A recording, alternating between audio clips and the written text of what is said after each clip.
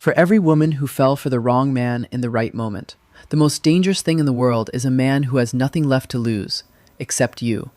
The letter arrived on a Tuesday. Caterina Bellini had always believed that terrible things happened on Tuesdays.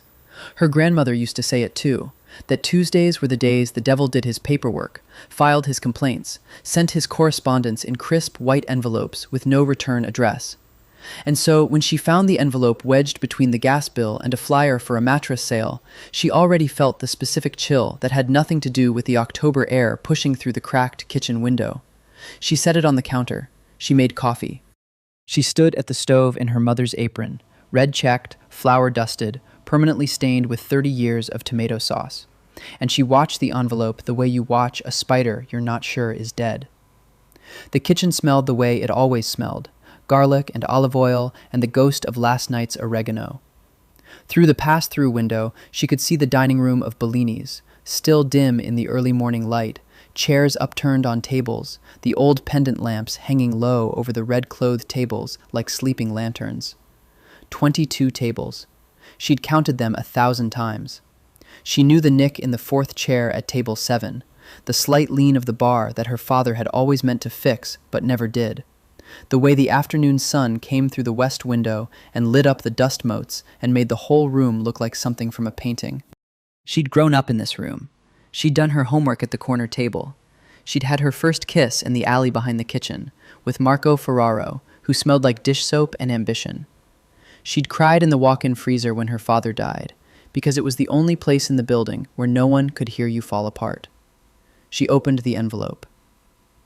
Dear Ms. Bellini, this letter serves as formal notice that the property located at 247 Mulberry Street, New York, NY 10012, along with the associated business assets and lease agreements, has been acquired by Falcone Holdings, LLC, effective October 15th. As the new property owner, Falcone Holdings, LLC requests a meeting at your earliest convenience to discuss the terms of transition. Please be advised that the current lease agreement will not be renewed upon its expiration on December 31st of this year.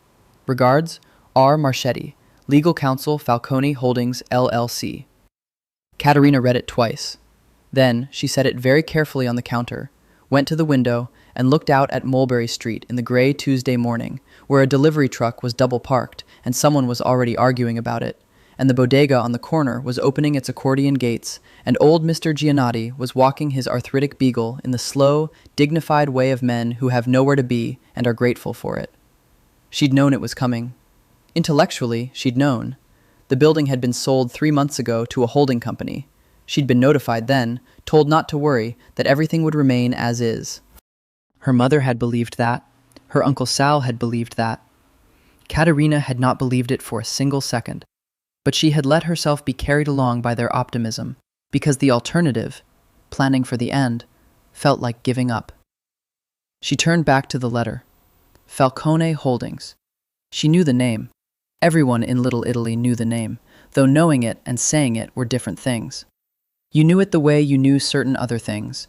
The weight of a silence in a room when someone important walked in.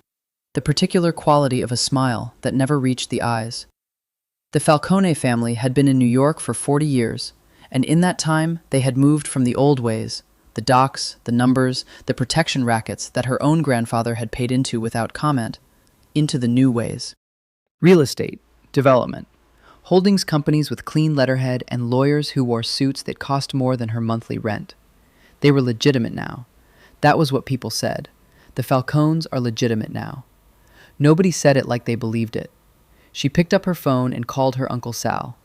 Sal Bellini arrived 20 minutes later, still in his undershirt, breathing hard from the stairs, which he always took too fast even though Dr. Martinelli had told him twice about his blood pressure. He was 61 years old, thick through the chest the way their father had been thick, with the same dark eyes and the same habit of going very still when he was angry, like a man conserving energy for the explosion. He read the letter standing up. Then he sat down heavily in one of the kitchen chairs. Falcone, he said. Yes. Nero Falcone? The letter just says Falcone Holdings. Sal set the letter on the table and looked at it as if it might change. He's been buying up half of Little Italy for 2 years. The old Russo building on Grand. The apartment block on Hester. I heard he was looking at this block, but I thought—" He stopped. "You thought what?" "I thought your father's name meant something." He said it quietly, without bitterness, which was somehow worse than if he'd been angry. "Your father and old Marco Falcone shook hands once, at the feast.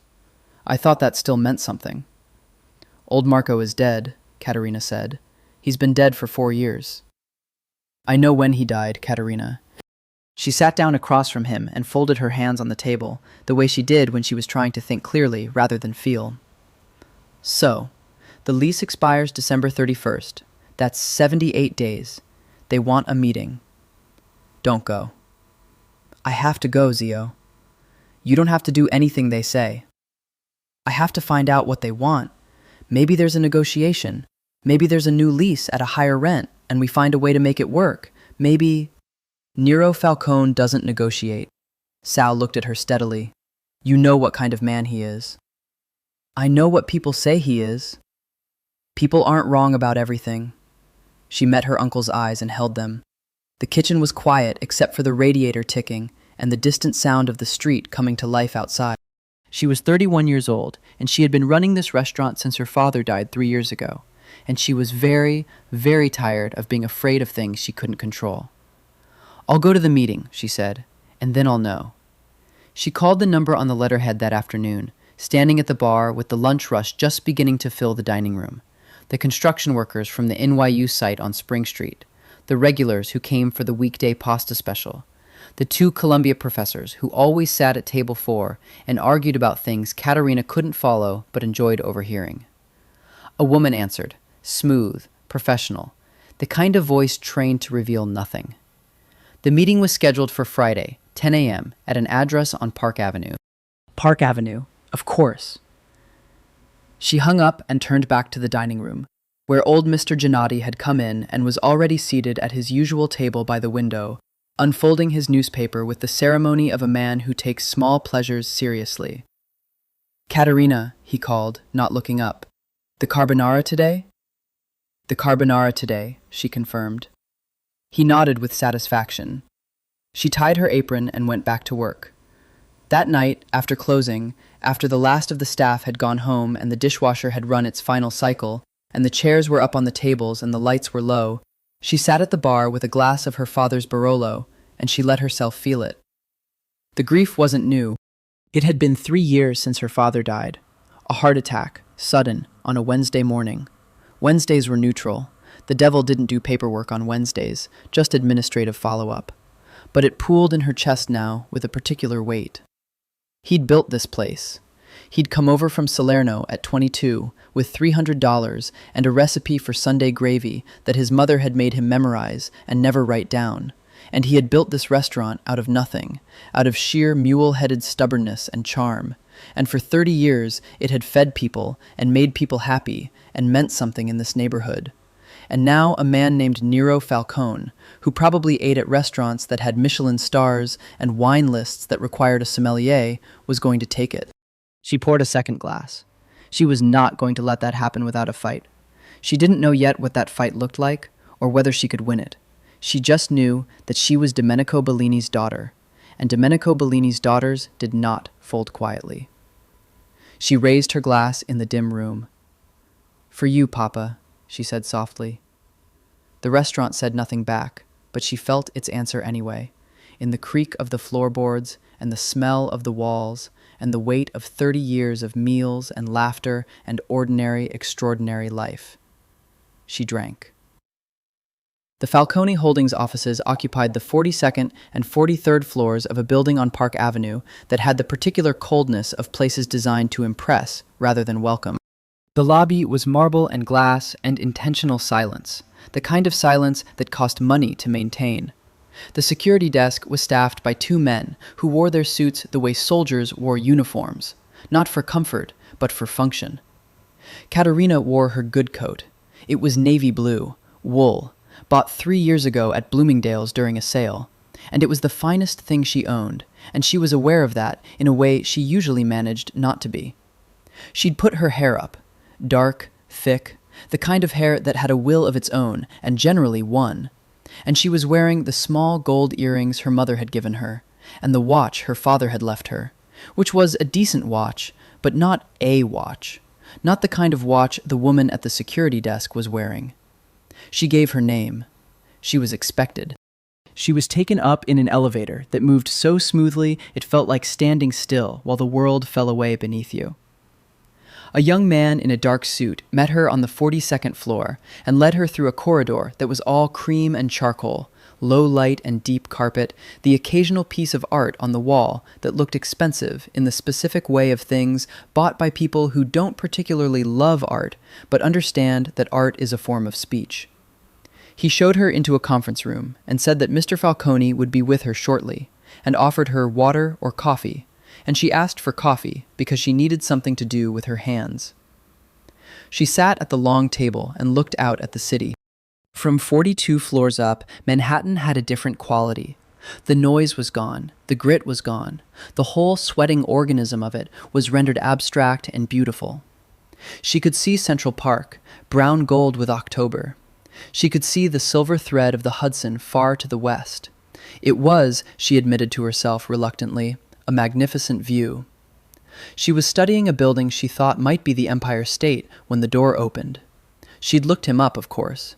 She'd found photographs, at charity events, at real estate announcements, once in the background of a society page photo from a gala. In the photographs, he looked like what he was, handsome in a cold, deliberate way, dark-suited, watchful. But photographs, she realized the moment he walked into the room, were a fundamentally insufficient medium for Nero Falcone. He was tall, several inches over 6 feet, and he moved with the contained precision of someone who has learned to take up exactly as much space as he chooses, and not a fraction more. Dark hair, cut close, a jaw that looked like it had been carved by someone with a grudge, eyes the color of dark slate, gray-green in the conference room light, which found her immediately and did not waver. He was, she thought with unwilling clarity, extraordinarily attractive in the way that certain dangerous things were attractive, the same quality of beauty that belonged to storms and blades. He was also younger than she'd expected, 34, 35 at most. He sat down across from her without preamble, without a handshake, without the social lubricant of small talk. He had a folder in front of him.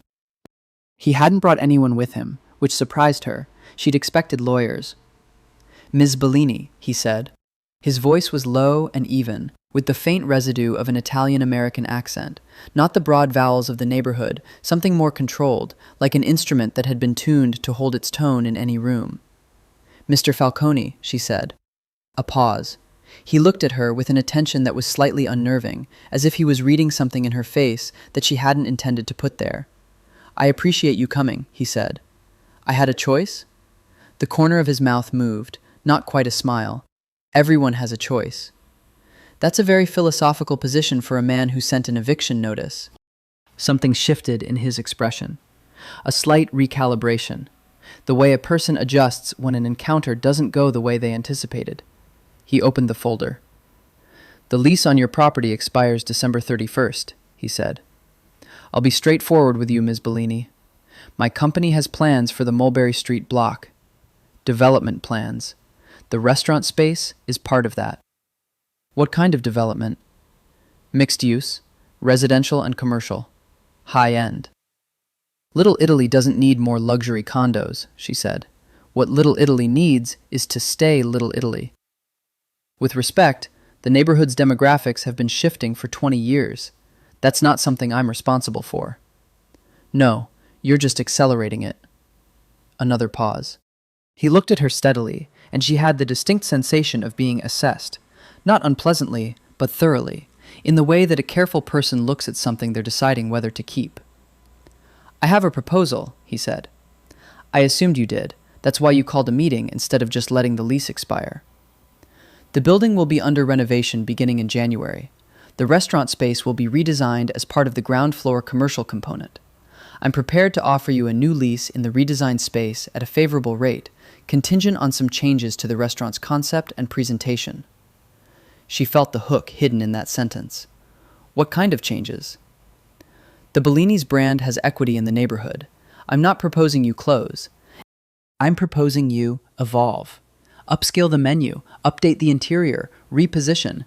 You want to turn my father's restaurant into something for the people who move into your luxury condos? I want to turn it into something that survives, he said, and there was an edge in his voice that was not unkind, which somehow made it worse. The alternative is that the lease expires, the space is redesigned for commercial retail, and the Bellini name disappears from Mulberry Street entirely. She held his gaze.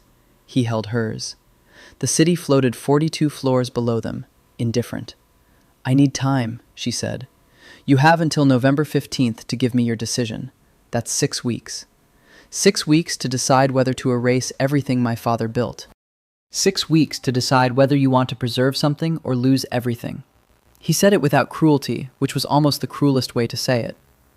Those are your options, Miss Bellini. I'm sorry they're not better ones. She stood. She picked up her bag. She looked at him across the conference table and she thought, you don't look like a man who is sorry about anything. Thank you for the coffee, she said, and she walked out. She cried in the elevator, briefly and quietly, between the 34th floor and the lobby. By the time the doors opened, she had stopped, and she walked through the marble lobby and through the heavy glass doors and out onto Park Avenue where the October wind hit her like a correction, and she stood on the sidewalk and breathed. 6 weeks. She began to walk south. She walked all the way back to Mulberry Street, 40 blocks, because she needed to move and she needed to think and she needed the city under her feet. The real city, the ground level city, with its noise and its smell and its endless, complicated life. By the time she reached the restaurant, she had not arrived at any resolution. But she had arrived at something. The knowledge that she was not going to agree to anything without a fight, and that the fight was going to have to be creative, because she was not fighting with money or lawyers or power, and Nero Falcone had all three. What she had was a restaurant that people loved. She was going to have to figure out how to turn that into a weapon. 3 days passed. Caterina threw herself into the work the way she always did when she needed to think without thinking. In the kitchen, in the rhythm of prep and service, in the particular meditative quality of making something with her hands. She made pasta. She made a lot of pasta. She rolled it by hand the way her grandmother had taught her, pressing her weight into the dough, feeling it change under her palms, the resistance giving way to smoothness and then to silk.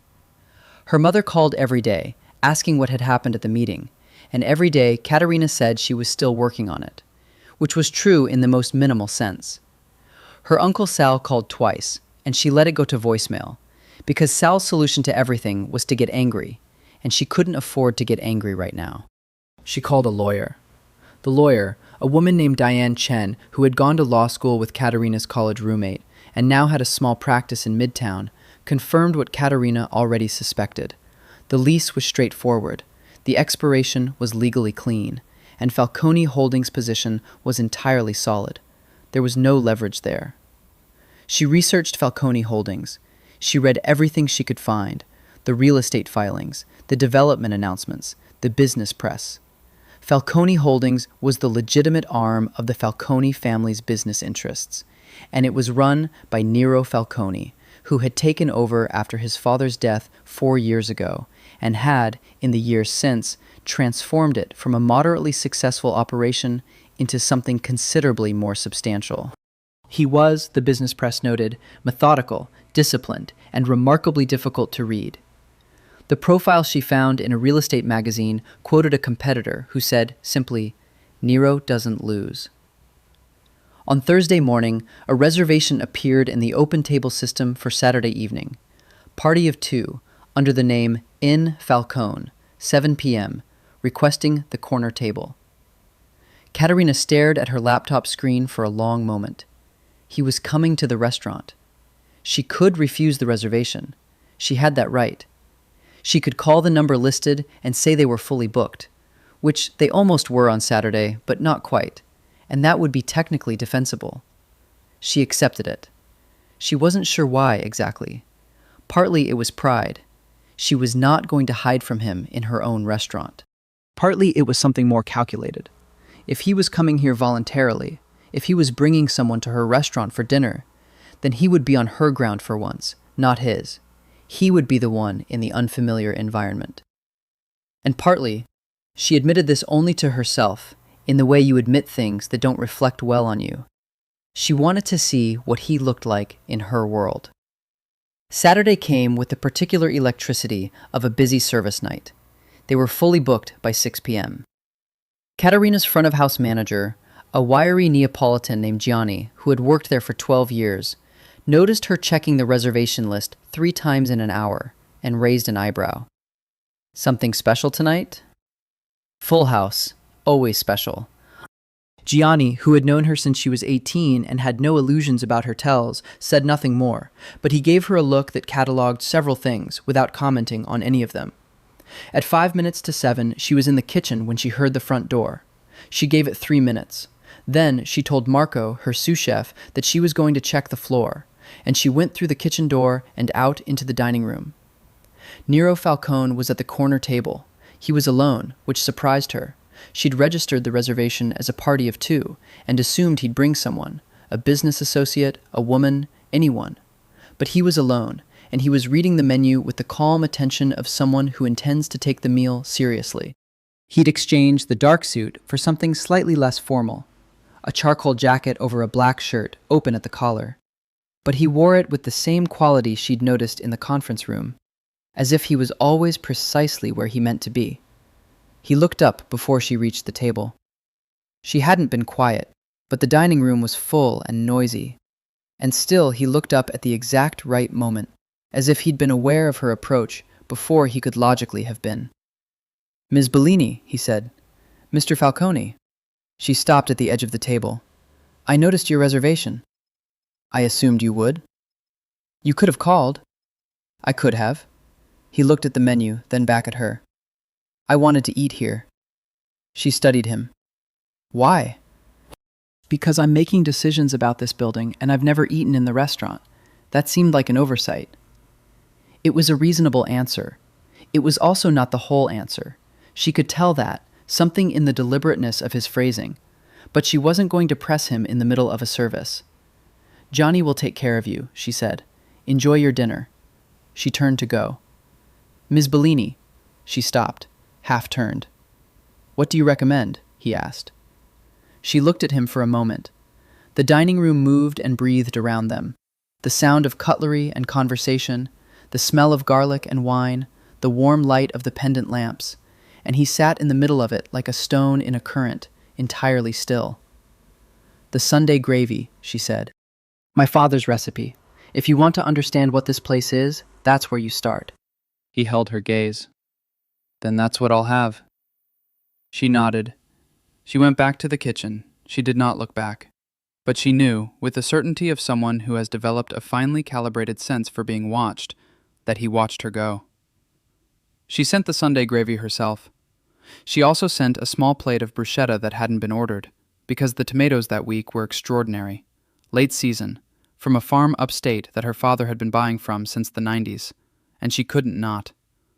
She watched the table from the kitchen pass-through, which she was aware was not dignified behavior, but did anyway. He ate with attention, not the performative attention of someone trying to show they appreciate food, but the quiet focus of someone who actually does.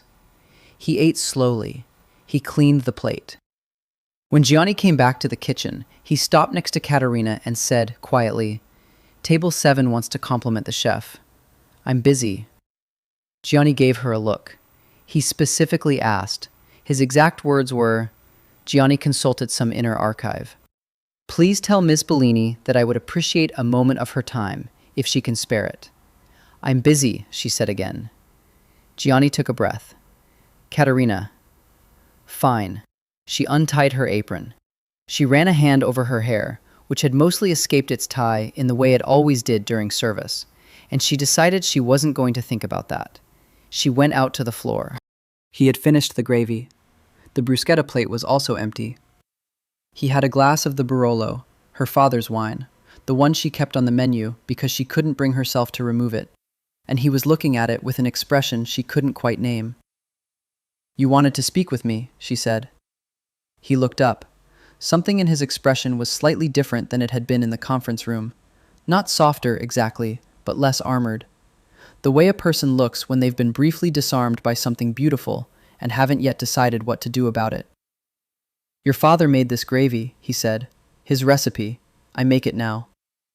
It tastes like something my grandmother used to make, in Salerno. She was silent for a moment. My father came from Salerno, she said. I know, Marco Bellini. He said her father's name with a particular weight, the way you say the name of someone you've done your research on. He opened this restaurant in 1992, came over in 1988 with almost nothing, built this from scratch. A beat. He was respected in the neighborhood. He was loved in the neighborhood, she corrected. There's a difference. He accepted that with a small inclination of his head. There is. She stood at the edge of the table, one hand on the chair back, and looked at him looking at her, and she thought, what are you doing here, Nero Falcone? What are you actually doing here? I'll come back, he said, if that's all right. You own the building, she said. You can go wherever you want. That's not what I mean, he said. She looked at him for a moment longer. Then she said, we're open Tuesday through Sunday. Reservations recommended. She straightened. Thank you for coming, Mr. Falcone. Enjoy the Barolo. She went back to the kitchen. For the rest of the service, she did not look through the pass-through. She did not need to. She already knew he was still there. He came back on Wednesday. Not with a reservation. She checked the system twice that morning, and his name wasn't in it. She told herself she wasn't looking for it. The day was busy. A supplier issue with the olive oil, a staff meeting about the holiday schedule, her mother calling at noon with a lasagna she'd made and wanted to bring over, which Caterina accepted because refusing her mother's lasagna was a battle she'd stopped fighting years ago. The lunch service was ordinary. The regulars, the NYU crowd, the Columbia professors at table 4, and the afternoon prep went smoothly, and she had almost managed to get through an entire shift without thinking about the meeting on Park Avenue or the letter on the counter or the deadline that was now 5.5 weeks away. Then Gianni appeared in the kitchen doorway at 7:15 during the evening rush and said, with careful neutrality, "Walk in at the bar. Asked for you." She looked up from the pasta she was plating. He said his name was Falcone, Gianni added, and his face was completely expressionless in the way that was its own kind of expression. She handed the plate to Marco and untied her apron. He was at the bar, not at a table, which meant he hadn't come to eat, or at least not primarily. He had a glass of water, and he was looking around the restaurant with the steady, measuring attention that she was beginning to recognize as his default mode, the way some people always look like they're doing math. She came around behind the bar instead of approaching from the dining room. The bar was hers. She knew every bottle, every glass, the sound each drawer made when you pulled it, the exact slant of the light from the pendant above it. On her side of the bar, she felt the ground under her feet. "No reservation," she said. "No," he agreed. He looked at her without the flicker of apology that a normal person might have. "I was nearby." "People are nearby all the time. They don't all come to my bar." "I wanted to see it at service." He turned back to the room. The dining room was full, every table occupied, the particular warm noise of a restaurant at its best filling the air. "Saturday I came early. This is different." She studied his profile.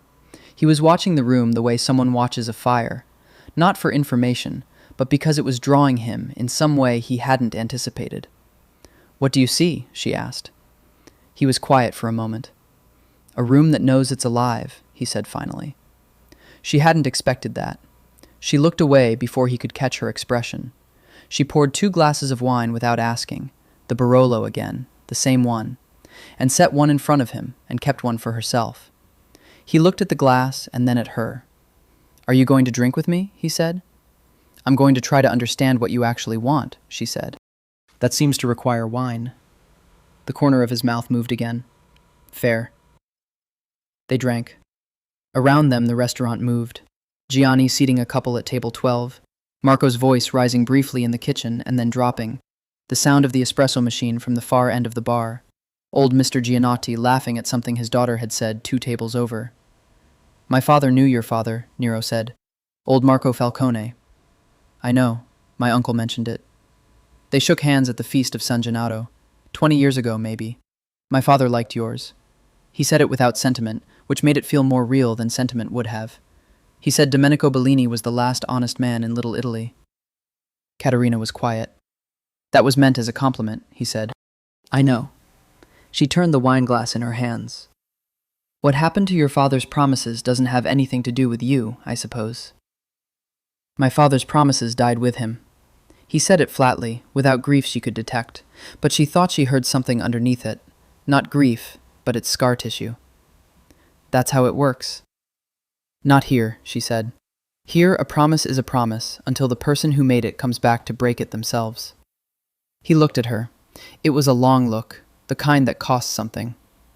That's why it needs to survive, he said quietly. She blinked. What? This. He gestured, a minimal movement that somehow encompassed the whole room. The thing you've built here, the thing your father built. It needs to survive. That's what I told you in the meeting, and I meant it. Not as a threat, as a fact. You're telling me you're destroying it for its own good. I'm telling you I'm offering you a way to carry it forward. Whether you want to accept that is your decision. She looked at him across the bar. The wine was dark between them, the light low and warm, and she thought, You are a very complicated man, Nero Falcone, and I am not sure that any of this is as straightforward as you make it sound. Why are you really here? She asked. He held her gaze. For a moment she thought he was going to deflect, give her the same careful, controlled answer he'd given everything with so far. Instead, he said, I ate your father's gravy, and I sat in this room, and I didn't want to leave. The honesty of it surprised her. It surprised him too, she thought. She saw it in the slight tightening of his jaw, the way a person looks when they've said more than they planned. She picked up her glass. Come back Saturday, she said. I'll make something different. She walked back to the kitchen. He left $100 on the bar for the wine and the water. She didn't tell Gianni to return it. He came on Saturday, then the following Tuesday, then Thursday. By the second week, Gianni had stopped announcing him and started just setting his usual glass of Barolo at the corner of the bar before he arrived, in the particular way of front-of-house professionals who register patterns before anyone else does and draw no public attention to what they've noticed. The restaurant staff noticed too. How could they not, when the man who had sent the eviction notice was now a semi-regular, sitting at the bar or occasionally at table 7, watching the room with that unhurried attention of his. Marco, the sous chef, who had the political awareness of someone who had worked in Italian restaurant kitchens for 20 years, said nothing but started plating the specials with an extra degree of care on the nights Falcone came. Lucia, the youngest of the waitstaff, asked Caterina once if he was a food critic, and Caterina said no, and Lucia said, he looks at everything like he's evaluating it, and Caterina said, that's just how he is. How he is, Lucia repeated, with a tone that suggested she found this explanatory in ways Caterina had not intended. But the thing that Caterina couldn't dismiss, that she turned over in her mind during the slow hours of prep and the long nights after closing, was that he was right about the room. Each time he came, each time she watched him from the kitchen or from the bar, she saw him settle into it in a way that was at odds with everything else she knew about him. He sat differently here than he must sit in his offices, in his penthouse, in the boardrooms and the nightclubs and the places men like him occupied. Here there was something less guarded about the set of his shoulders, the angle of his jaw, as if the restaurant was slowly working on him the way kitchens worked on everything, with heat and time and the particular alchemy of something real. She made him different things each visit. Not because she was trying to impress him, or not only because of that, but because she found herself wanting to see what he'd respond to. The carbonara on Tuesday, the branzino with herbs on Thursday, a version of her grandmother's stuffed artichokes on Saturday that she hadn't made in 2 years and had to spend an hour reconstructing from memory and instinct. He ate everything with that same focused attention.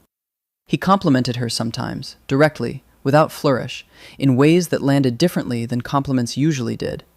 This is remarkable, he'd said about the artichokes, and she'd believed him because he said it like a fact rather than a courtesy. They talked. Not always much, and not always about anything of consequence, but the conversations began to build on each other in a way that surprised her, like laying stone, one course at a time, so that what emerged was something solid before you'd noticed you were building. She learned things. He'd grown up in Brooklyn, not Manhattan. She'd assumed Manhattan, but he corrected her once with something that was almost amusement. He'd gone to college, which surprised her more than it should have, because she'd absorbed the idea of the Falcones as men of action rather than reflection. He'd studied economics, which did not surprise her at all. He liked architecture, which did surprise her. He said it with a kind of quiet passion that felt like something private he'd momentarily forgotten to conceal. He didn't talk about the family business. She didn't ask about it. That was an unspoken boundary, and she respected it. Partly because she was afraid of what she might find out, and partly because she didn't need to know everything to have a conversation with someone. That was something her father had always said. You don't need a person's whole history to share a meal with them. But she was not naive. She knew what the Falcone name meant. She knew that the clean offices on Park Avenue and the tasteful letterhead and the real estate portfolio were not the whole story, that there was another register to this man's life entirely, the one that didn't get written about in business magazines, the one that operated in a different language, a language of debt and obligation and power that ran in channels under the surface of everything. She knew it, and she put it in a compartment in her mind and kept it there, because that was the only way to be honest about what was happening, that she was spending time with him willingly, that she looked forward to his visits in a way she kept having to reframe as strategic before admitting to herself that it wasn't purely that. He was not what she'd expected. That was the most honest way she could put it. And she had grown up in a neighborhood where men who were not what you expected were often the most dangerous kind.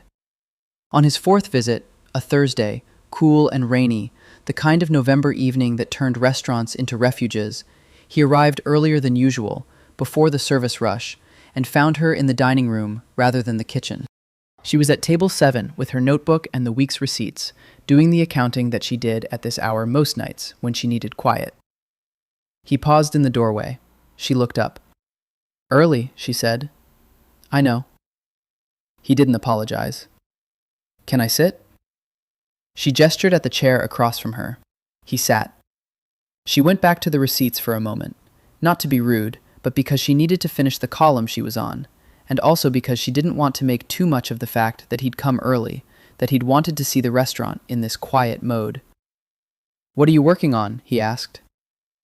"Accounts. We had a good October." "Despite everything." "Because of everything," she said, without looking up. When people feel like something might disappear, they come to it more. They want to hold on. She closed the notebook. "You're making my October numbers good," which is a very specific kind of irony.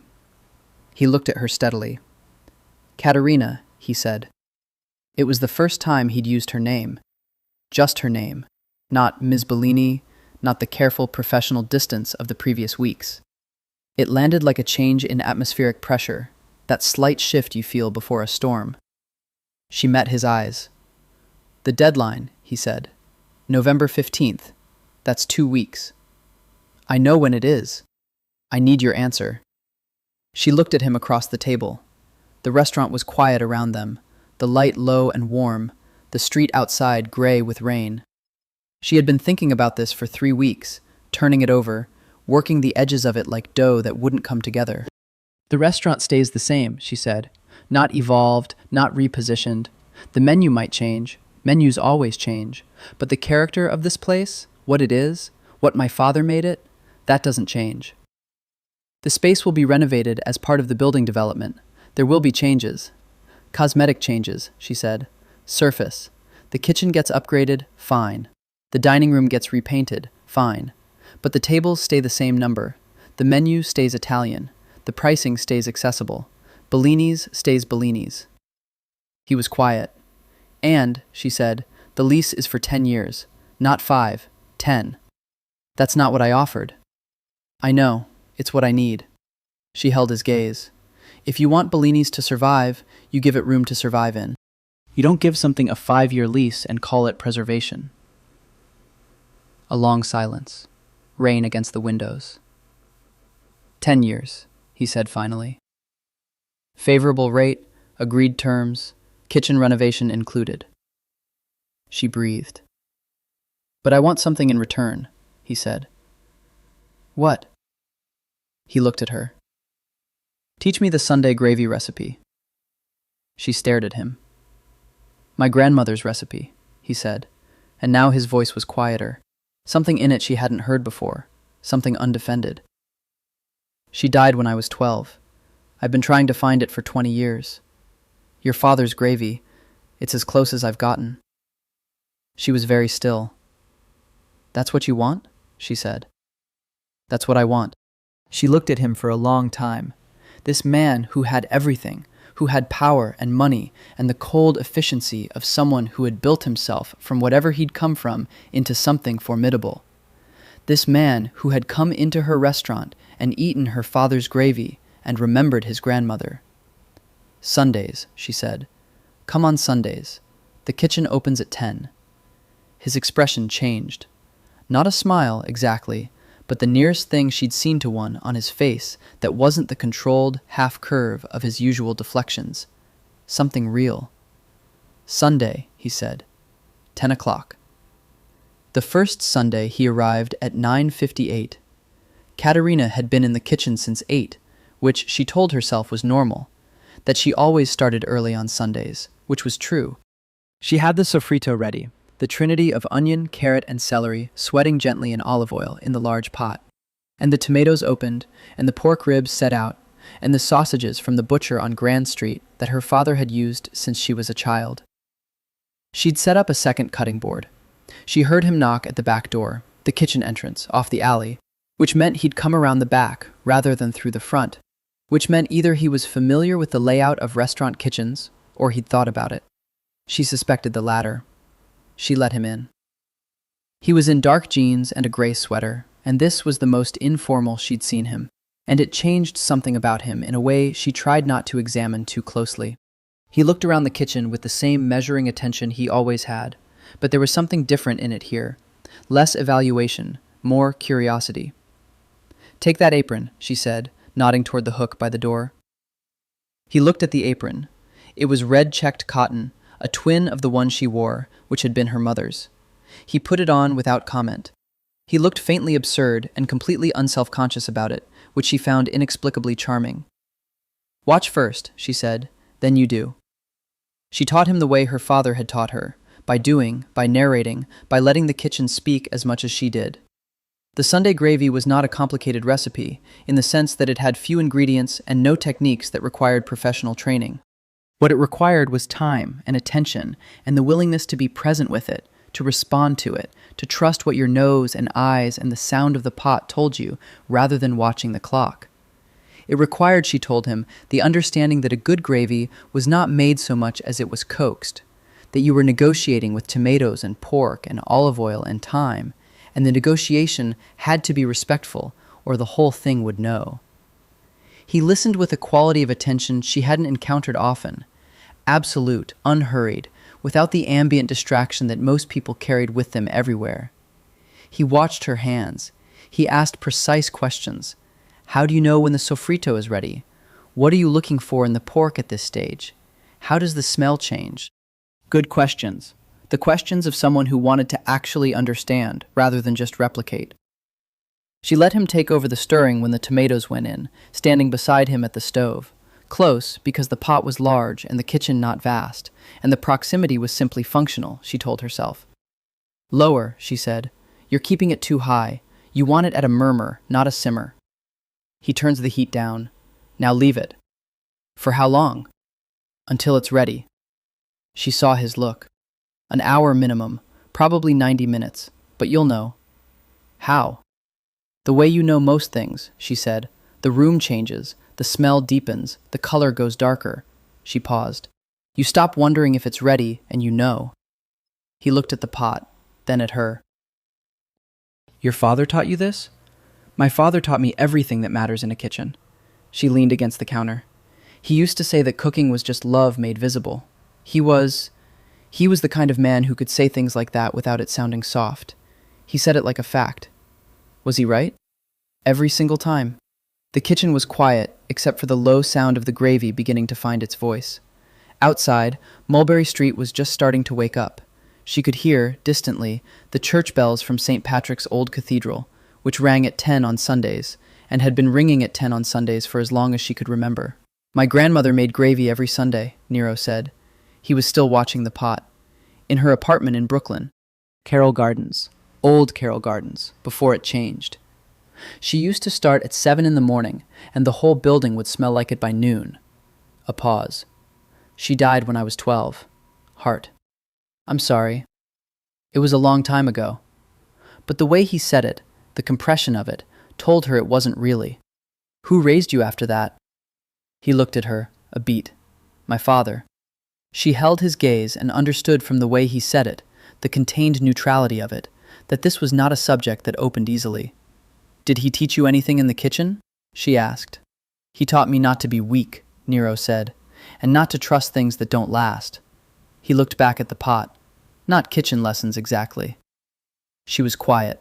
The gravy murmured. She thought about what it cost a 12-year-old boy to lose the person who made the Sunday gravy, and what happened to a person when the things that were soft in them were taught out rather than cherished. That's why the gravy matters, she said quietly. It's not about the recipe. He turned to look at her, and for once the careful composure of him was fractionally undone, the way a wall shows a crack along a line of old stress. No, he said, it's not. They stood in the kitchen while the gravy found its way toward ready, and the church bells finished their count, and the Sunday light came through the high kitchen window in a single pale bar that crossed the floor between them.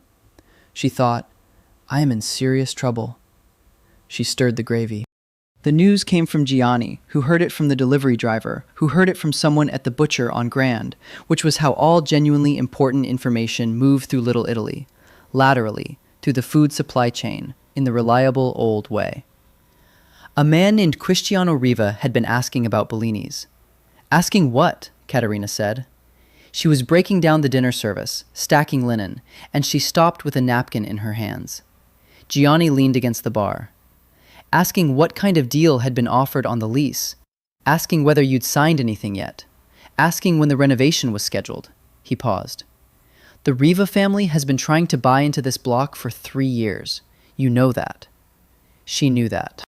The Rivas were another family, newer money, newer power, the kind of people who moved in after the old structures had been weakened, like secondary growth after a fire.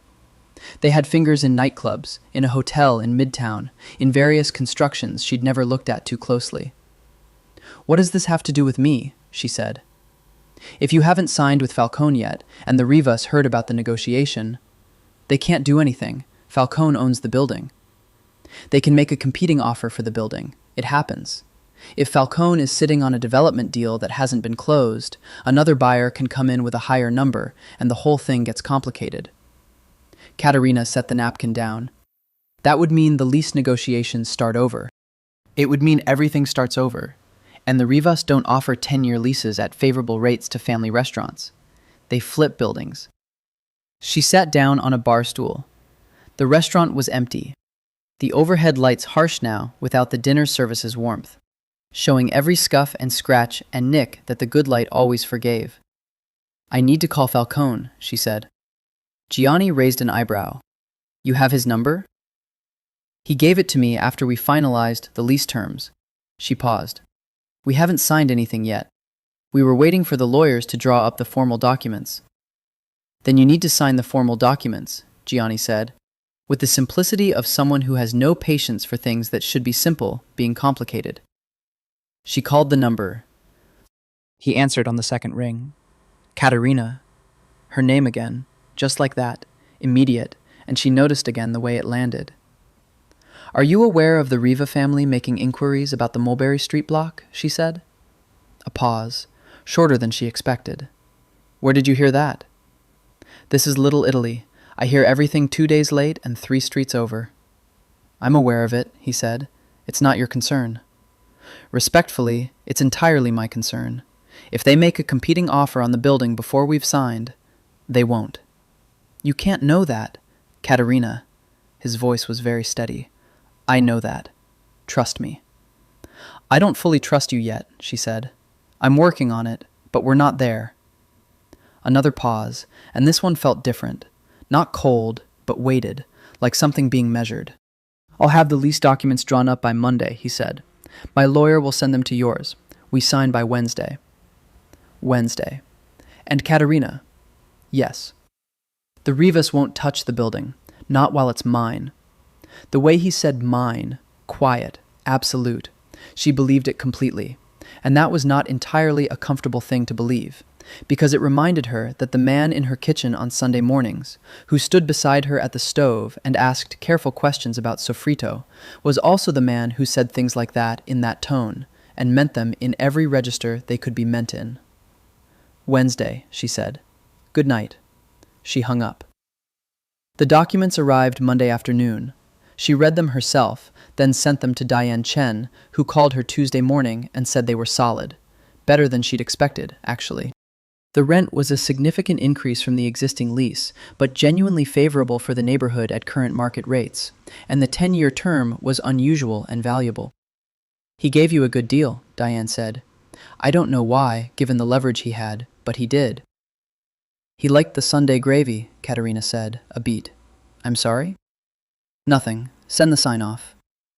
She signed on Wednesday. So did he. Gianni opened a bottle of Prosecco that evening, and the kitchen staff toasted to 10 more years. And Marco made pasta for everyone, and they ate standing at the prep counter, and it was exactly the kind of evening her father would have loved. She raised her glass and thought of the man who'd made it possible, and the complicated terrain that thought occupied in her chest. She didn't call him to tell him she'd opened the Prosecco. She almost did. 2 days later, she was walking back to the restaurant from the Green Market on Saturdays, the farmer's market on Grand, where she bought the best of what was in season, when a black car pulled alongside her and the window came down. Nero Falcone leaned across from the driver's seat. Get in, he said. She stopped. What? There's something you should see. His expression was level, but there was something in it she hadn't seen before, an urgency under the surface, compressed, controlled, but present. It'll take an hour. I'll have you back before service. She looked at him. She looked at the car. She looked at the bag of vegetables in her arms. You're going to have to be significantly more specific than that, she said. It's about the building, he said. About the renovation plans. I want you to see them before the architects finalize anything. She studied him. Please, he said. And it was the first time she'd heard him use that word, and it sounded like it cost him something. She got in the car. He took her to an office in Tribeca, not Falcone Holdings, a smaller space that belonged to an architectural firm. The ride was 20 minutes, and they spent most of it in a silence that was companionable rather than awkward, which was its own kind of development. He drove himself, which she noted. A man like him might be expected to have a driver, and she'd seen the black town cars that appeared sometimes near the restaurant when he visited. But today he drove, and there was something unguarded about that. The slight loosening of a person who controls their own vehicle. The architectural office smelled of paper and coffee and had drawings on every surface, blueprints and renderings, and the particular organized chaos of people who think in space and scale. The architects, 2 of them, a man and a woman, both young, both clearly accustomed to Nero Falcone in the way of people who are paid to be calm around imposing clients, spread the plans across a drafting table without preamble. The Mulberry Street block, rendered in precise gray lines in elevation and section and floor plan. The new building rising above the existing footprint. The ground floor commercial spaces. And there, at the corner, facing both Mulberry and the side street, the largest of the ground floor units, with its own separate entrance and a kitchen indicated by the tight cluster of ventilation lines and equipment symbols. It was bigger than the current Bellini's, significantly. She studied the plans. Nero stood beside her, close enough that she was aware of the warmth of him, not saying anything, letting her look. You moved the entrance, she said. It faces the corner now, more visible, more foot traffic from both streets. The kitchen, doubled. You've been working in a kitchen that was undersized for the volume you do. I looked at your service numbers. He said it without being asked, as if it was obvious that he had been looking at her service numbers. New equipment, better ventilation, a proper prep space. She traced the floor plan with her finger. The dining room is bigger, but the table count is the same. More space between tables. You've been seating people too close together. It works now because the neighborhood likes it. It's familiar, but it means you lose service quality on busy nights. She looked at him. You've thought about this very carefully. I think carefully about things I care about. The silence that followed that sentence had a particular texture to it. Neither of them addressed it. The architects were suddenly very interested in a drawing on the opposite wall. She looked back at the plans. The new kitchen, the better proportioned dining room, the corner entrance that would double her visibility on the street. It was good. She hated admitting it, but it was good. Better than good. It was thoughtful, and the thoughtfulness of it was what got her, because a man who was simply doing a real estate transaction would not have cared about table spacing, or kitchen ventilation, or the foot traffic pattern on a corner in Little Italy. This is more than you promised, she said. I know. Why? He looked at her for a moment, then at the plans. Because it deserves to be more. She turned to face him fully. They were standing very close at the drafting table, the plans between them, the architects having found reasons to be in another part of the office entirely. You have to stop doing that, she said. What? Saying things like that. Doing things like this. She gestured at the plans. I need to be able to think of you clearly, and you keep making it harder. He looked at her. Something in his eyes, that gray-green depth, was very still, very focused, the way deep water is still. How do you think of me? He said. As the man who is saving my restaurant, and for reasons I don't entirely understand. That's not what I asked. She breathed. I think of you as a man I'm not supposed to want to trust, and I keep finding reasons to, and it unsettles me. He was quiet for a moment. Then, good. She stared at him. It should unsettle you, he said. It should unsettle both of us. That doesn't make it less true.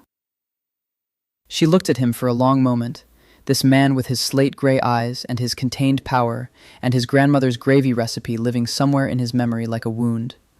This man who was dangerous in more ways than she could count and thoughtful in ways she hadn't expected, and was standing 3 feet away from her in an architect's office in Tribeca, looking at her like she was the most interesting problem he had ever encountered.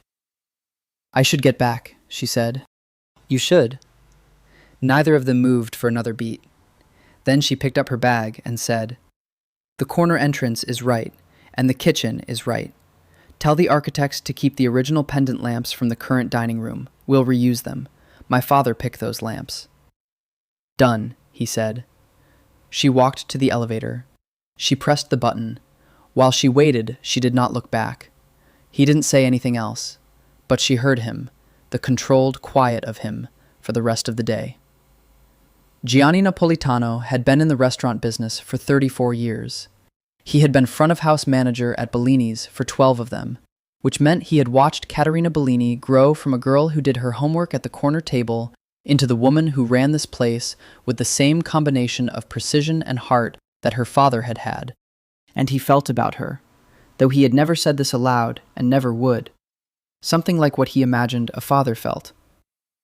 He had therefore been paying attention to the situation with the Falcone man since the first evening the reservation appeared, and he had drawn conclusions, and he was keeping those conclusions to himself, because Caterina Bellini was not a woman who appreciated having her inner life commented on. But one evening in mid-November, after service, when she was at the bar going over the inventory, and he was at the other end doing the closing check, he said, without preamble, How well do you know who he is? She didn't look up. I know who he is. You know what the papers say and what the neighborhood says. That's not the same as knowing. She set her pen down. She looked at him. Gianni, I'm not saying anything you don't already know, he said. I'm asking you to say it. She was quiet for a moment. The Falcone family has been in organized crime for 40 years. The legitimate business is real, but it didn't come from nowhere, and it doesn't operate in isolation. She said it calmly, the way you say things you've already made peace with. He's the head of both the visible and invisible parts of that operation. Yes, Johnny said, and I know that. Do you know that he has people in his organization who have done very serious things? Do you know that the building he bought on the corner of Hester Street, the owner of that building had a problem with his car the week before he agreed to sell? She was very still. Is that verified? It's what people say. People say a lot of things in this neighborhood. They're right more often than they're wrong about things like this.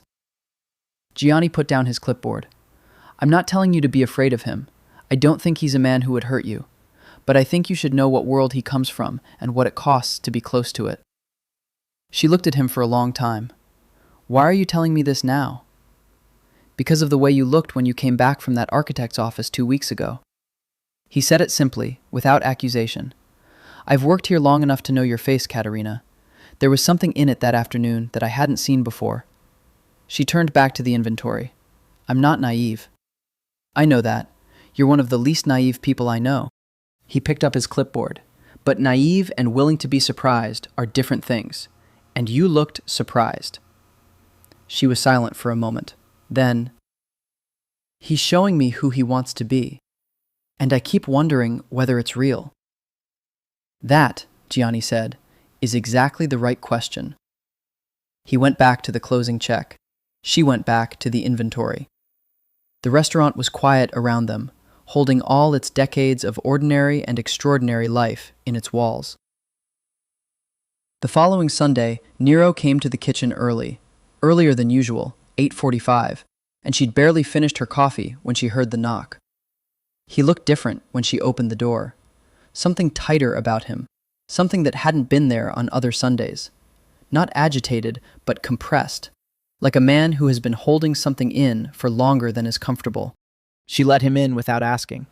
He tied the apron. He started the sofrito. She watched him move through the steps. He knew them now, in the sequence and the timing, could read the pan the way she'd taught him, and she thought that this was what the Sundays had made of him, a man who could stand in a kitchen and be present in it. What happened? She said. He kept his eyes on the pan. Work. Tell me. A pause. There was a situation with someone who thought that our arrangement on this block was an invitation to test limits. That's handled now. She thought of Gianni's words, the car, the week before the sale. Handled how? She said. He turned to look at her. The thing in his eyes was clear now. Not guilt, but the particular weight of a man who does what is necessary and lives with what that costs. In the way that things like that get handled, he said. She held his gaze. Is anyone hurt? Not physically. A complicated truth, but a specific one. She accepted it. The Rivas? She said. Something shifted in his face. Surprise, quickly controlled. You know about that. I know about most things, she said. Gianni tells me things. Delivery men tell Gianni things. It's a whole system. It's efficient, he said, with the trace of dry appreciation she'd begun to recognize. Is it over? For now. He turned back to the sofrito. Things like this are rarely completely over, but they're quiet for the time being. She stood beside him at the stove. The kitchen was filling with the smell of the sofrito, onion and carrot and celery softening in olive oil, the foundational smell of everything she'd grown up with. She thought about Gianni's question. Do you know what it costs to be close to it? Nero, she said. He looked at her. If being close to you makes the restaurant a target, it doesn't, he said, with quiet certainty. Being close to me means no one touches it. That's how it works. She looked at him, at the absolute steadiness of him, the way he inhabited his own certainty the way other people inhabited rooms. That's not a completely comfortable thing to hear, she said. I know. He held her gaze. But it's true. She handed him the wooden spoon. The tomatoes go in 10 minutes, she said. He turned back to the pan. The feast of San Gennaro ended in November. It was officially the September feast, but in Little Italy, the celebrations bled through the autumn, and there were always neighborhood events that held the spirit of it.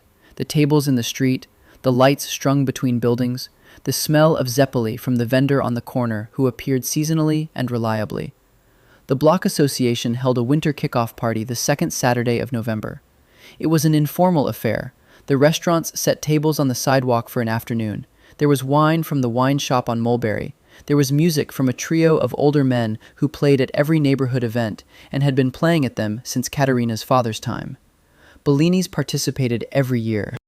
This year, Caterina set up 3 tables outside with their red-checked cloths and offered the Sunday gravy and the bruschetta and the stuffed artichokes, and the kitchen made 200 arancini for the occasion. The afternoon was cold but bright, and the neighborhood turned out. Families, regulars, the old men from the social club on Mott Street, the younger people who were newer to the neighborhood but had found their way into it. She was refilling a serving dish when she looked up and saw him. He was standing at the edge of the street fair, in a dark coat, alone. He was watching the tables, watching the people, watching Mulberry Street alive with its own life in a way it only fully was on afternoons like this. He had the look of someone who wanted to be inside something and isn't sure they're allowed. She left the dish and went to him. "You came," she said. He looked at her. "I heard about it." "From who?" "Johnny, as it happens." A slight pause. "He called my office." She blinked. She was going to have words with Johnny, who had apparently decided to take matters into his own hands while simultaneously advising caution. This was very like Johnny. "Come eat," she said. She took him to the tables. She introduced him to people. Not as Nero Falcone, not with the name that carried its complicated weight, but simply as Nero. He comes to the restaurant sometimes, and watched him navigate the neighborhood with the same careful attention he brought to everything. He shook hands with the old men from the social club and said something to them in Italian that made them laugh in the particular way of men recognizing something familiar in an unexpected place. He ate the arancini and told Lucia, who had made them, that they were perfect, and Lucia blushed to the roots of her hair. He was not a man who charmed, exactly. He was a man who attended, and the people of Little Italy, who had a finely calibrated sense for the difference, responded to the attention. Mrs. Conti, from the 4th floor above the wine shop, who was 83 and had opinions about everything, cornered him for 15 minutes while Caterina watched from a distance, and at the end of it, she patted his arm and said something that made him nod, and afterward, when Caterina asked what she'd said, he told her, "Your father would have liked this neighborhood." "She thought you were talking about your father?" Caterina said. "I didn't correct her," he said. The afternoon darkened into early evening. The lights came on. The trio began to play something slow and old that her father had loved, and people gathered around the music the way people gather around warmth. Nero stood beside her. Not touching, there was still that careful distance between them, the professional propriety of 2 people who were technically in a landlord-tenant relationship and both aware of the other things also present in the space. But beside her, in the way that had its own language. "Dance with me," she said. She wasn't sure, afterward, why she'd said it. The music, maybe. The lights, the cold air, the smell of zeppoli and wine and her father's gravy. The look on his face when the old woman had told him his father would have liked the neighborhood. He looked at her. "Here?" he said. "Other people are dancing," she said, which was true. 3 couples had drifted into the space in front of the musicians, moving in the easy way of people who have danced together many times. He didn't say anything else. He offered his hand. She took it. He danced well, not showily, but with the same quality he brought to everything. A quiet competence, the confidence of someone who inhabits their body without anxiety. He held her at a proper distance, one hand at her waist, one holding hers, and they moved to the slow music in the November street, and she could feel his hand warm through the wool of her coat. "I grew up watching people dance at things like this," she said, because the silence was close to something she wasn't ready for. "Me too," he said. "My grandmother used to dance at every feast, every Saint's Day, every holiday, any occasion she could find." His hand shifted slightly at her waist, not closer, just more settled. "She said people who don't dance have forgotten how to be happy." "She sounds remarkable." "She was the best person I knew," he said. Simple, unguarded. She looked up at him. They were close enough now that she could see the detail of his face clearly, the old scar along his jaw that she'd noticed before and never asked about, the slight lines at the corners of his eyes that deepened when he almost smiled, the quality of his attention, which was entirely on her. "Nero," she said. "Don't," he said. "Don't what?" "Don't talk yourself out of it," he said quietly. "Whatever you're about to say, don't." She was quiet. The music played. The street was alive with light and voices and cold air. His hand was warm at her waist. She didn't talk herself out of it. She walked home alone that night. He'd offered to drive her, and she'd declined, because she needed the 20-minute walk from the restaurant to her apartment on Prince Street, needed the cold and the noise and the ground under her feet to think. He'd accepted this without argument, which she'd noticed, a man with his particular quality of authority who did not push when she set a limit. She had not been imagining it. That was the conclusion she arrived at by the time she reached her building. The way he'd held her while they danced, the "don't talk yourself out of it," the quality of attention that had been building through every Sunday morning and every evening at the bar, and every conversation conducted over the counter of her father's restaurant. It was real, and it was reciprocal, and it was also profoundly complicated. She sat on the steps outside her building, stone cold, but she needed a minute before going inside, and let herself be honest about it. She wanted him. That was the honest part. The part she'd been packaging in more respectable terms like, "he's interesting," and "I understand him better than expected." She wanted him the way you want something that you know is not entirely safe, the particular pull of things that are beautiful and dangerous and real. The complicated part was everything else. The name, the power, the way Gianni had said the car the week before he agreed to sell. The invisible machinery of his life that ran parallel to the visible, and was not something she could pretend didn't exist because she'd seen him make Sunday gravy and dance in the street. She'd grown up in Little Italy. She knew how the old families worked, not from the inside, but from proximity, from overhearing, from the textures of a neighborhood shaped by that world for decades. She was not romantic about it. She knew what it cost. She went inside. She made tea. She did not sleep for a long time. The following Sunday he came as usual, and they made the gravy as usual, and the rhythm of it was the same, except that the thing between them that had always been present and managed was no longer quite as manageable. She was aware of every time he came close to reach for something, aware of his voice in the kitchen, low and even, asking about the next step, aware of the specific quality of silence when they were both watching the pot and neither of them was speaking.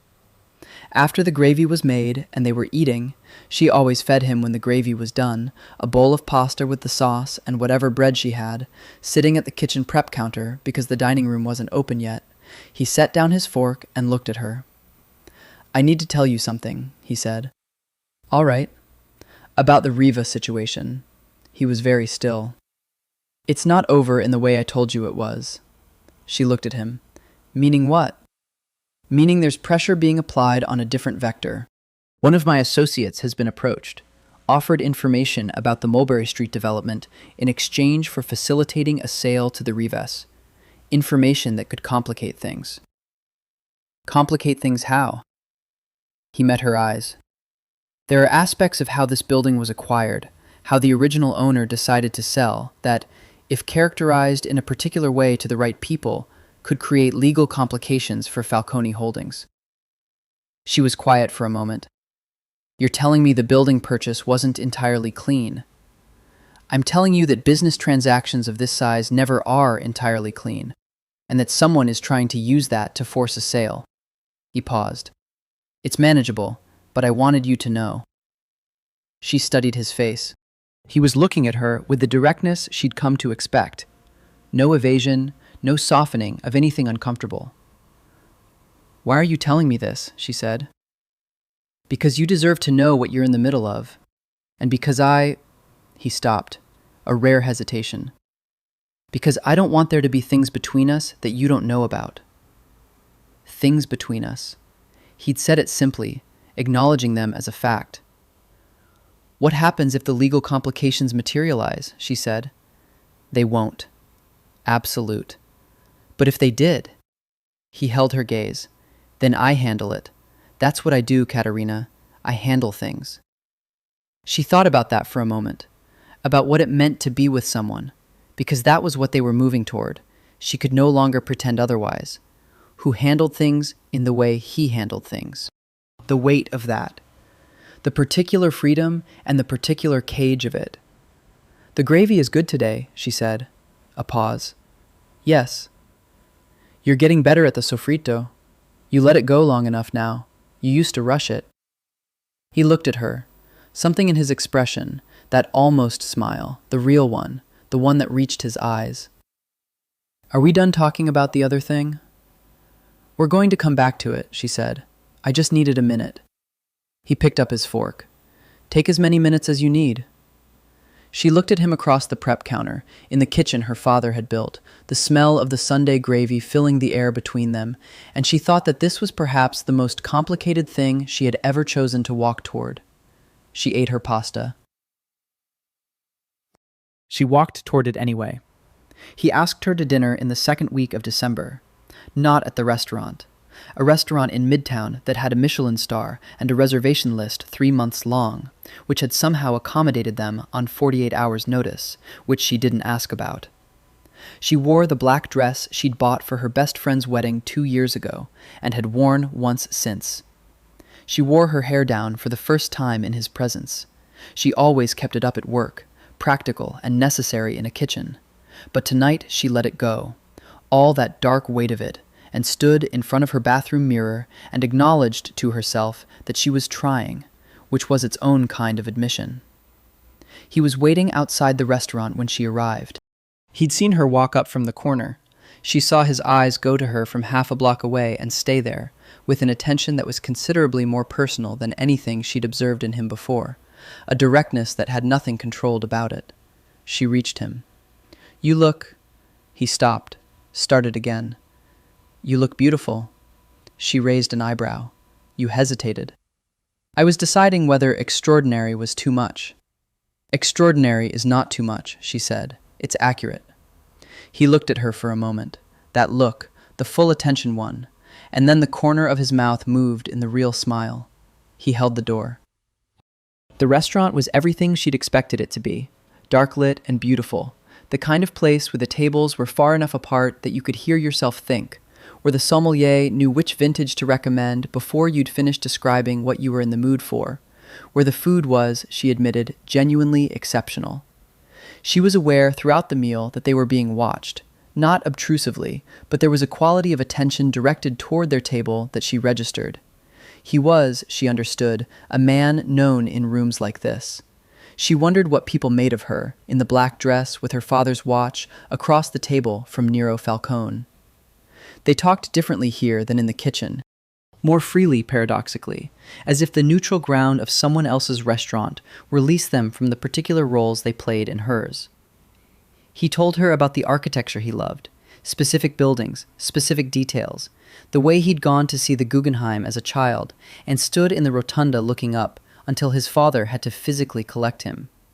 She told him about Salerno, which she'd visited once at 24, the trip she'd taken to see where her father came from, standing in the streets of the old city and feeling the strange double exposure of a place you know through stories. He listened the way he always listened. She talked the way she only talked to people she trusted, which she registered and let herself register without reframing it. After dessert, a panna cotta that she thought silently was close but not as good as her mother's and said nothing about, he refilled her wine glass and said, I want to ask you something. Ask. The restaurant, he said. What happens to it in 20 years? What you want it to be? She looked at him, surprised by the question, by the horizon of it. Still there, she said. Still the Sunday gravy. Still old Mr. Gennady at his table by the window, or his grandchildren, if he's not there. She turned the wine glass. I want it to be the kind of place that outlasts the things that try to change the neighborhood. I want it to still be itself in 20 years in the way that very few things in New York stay themselves. He was quiet. Your father built something worth that. My father built something worth everything. She looked at him steadily. What happened with the man who owned this building before you bought it? A beat. He held her gaze. He was encouraged to see the value of the offer. Encouraged how?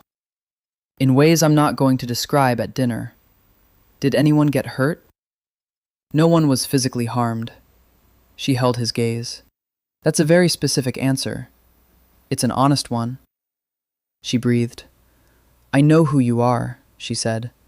I don't think I can pretend otherwise. And I'm not asking you to be someone you're not. But I need to know if this... She stopped. started again. If we're going to... Yes, he said. She blinked. I hadn't finished the sentence. I know what you were going to ask. He leaned slightly forward. If we're going to be whatever this is becoming, do you need to know that you're safe, that the restaurant is safe, that the things and people you care about are protected? He held her gaze. The answer is yes, to all of it, in every version of who I am. She looked at him for a long moment. That's a lot of certainty, she said. I'm a certain kind of person, he said, about the things that matter. She looked at his hands on the table, those careful, precise hands that had stirred a pot of Sunday gravy every week for a month and a half, that had shaken hands with the old men at the street fair and been patted by Mrs. Conti, the hands that, in another register of his life, did things she was choosing not to ask about tonight. She reached across the table and put her hand over his. He turned his hand under hers and held it, and that was that. The thing that had been building since October finally arriving, quietly, over good wine and panna cotta in a midtown restaurant, as so many important things arrive, not with drama, but with the simple weight of truth. It appeared in the gossip pages of one of the city weeklies, the kind of publication that photographed people at restaurant openings and gallery events and charity galas and packaged it as social documentation. Someone had been at the Midtown restaurant that night, and the photograph showed them at the table, her hand over his face turned toward hers with that particular focused attention, and she supposed from the outside it was quite evident what the picture was of. The caption said, Nero Falcone, Falcone Holdings, with an unidentified companion. Her mother called at 8 in the morning. Caterina Maria Bellini, she said, which was how she opened conversations that were going to require full names. Mama, I'm looking at a photograph. I know. Of you and Nero Falcone holding hands at a restaurant. We weren't exactly holding hands. I have eyes. I can see hands. A pause in which Caterina could hear her mother composing herself. How long has this been happening? Nothing has happened, Mama. We have a business relationship. Caterina, I am your mother, and I am 64 years old, and I have lived in this neighborhood for 40 years, and I know exactly what a business relationship looks like, and that photograph is not a business relationship. A longer pause. It's complicated, Caterina said. His father knew your father, her mother said. His father was also a man who scared people, and your father liked him anyway.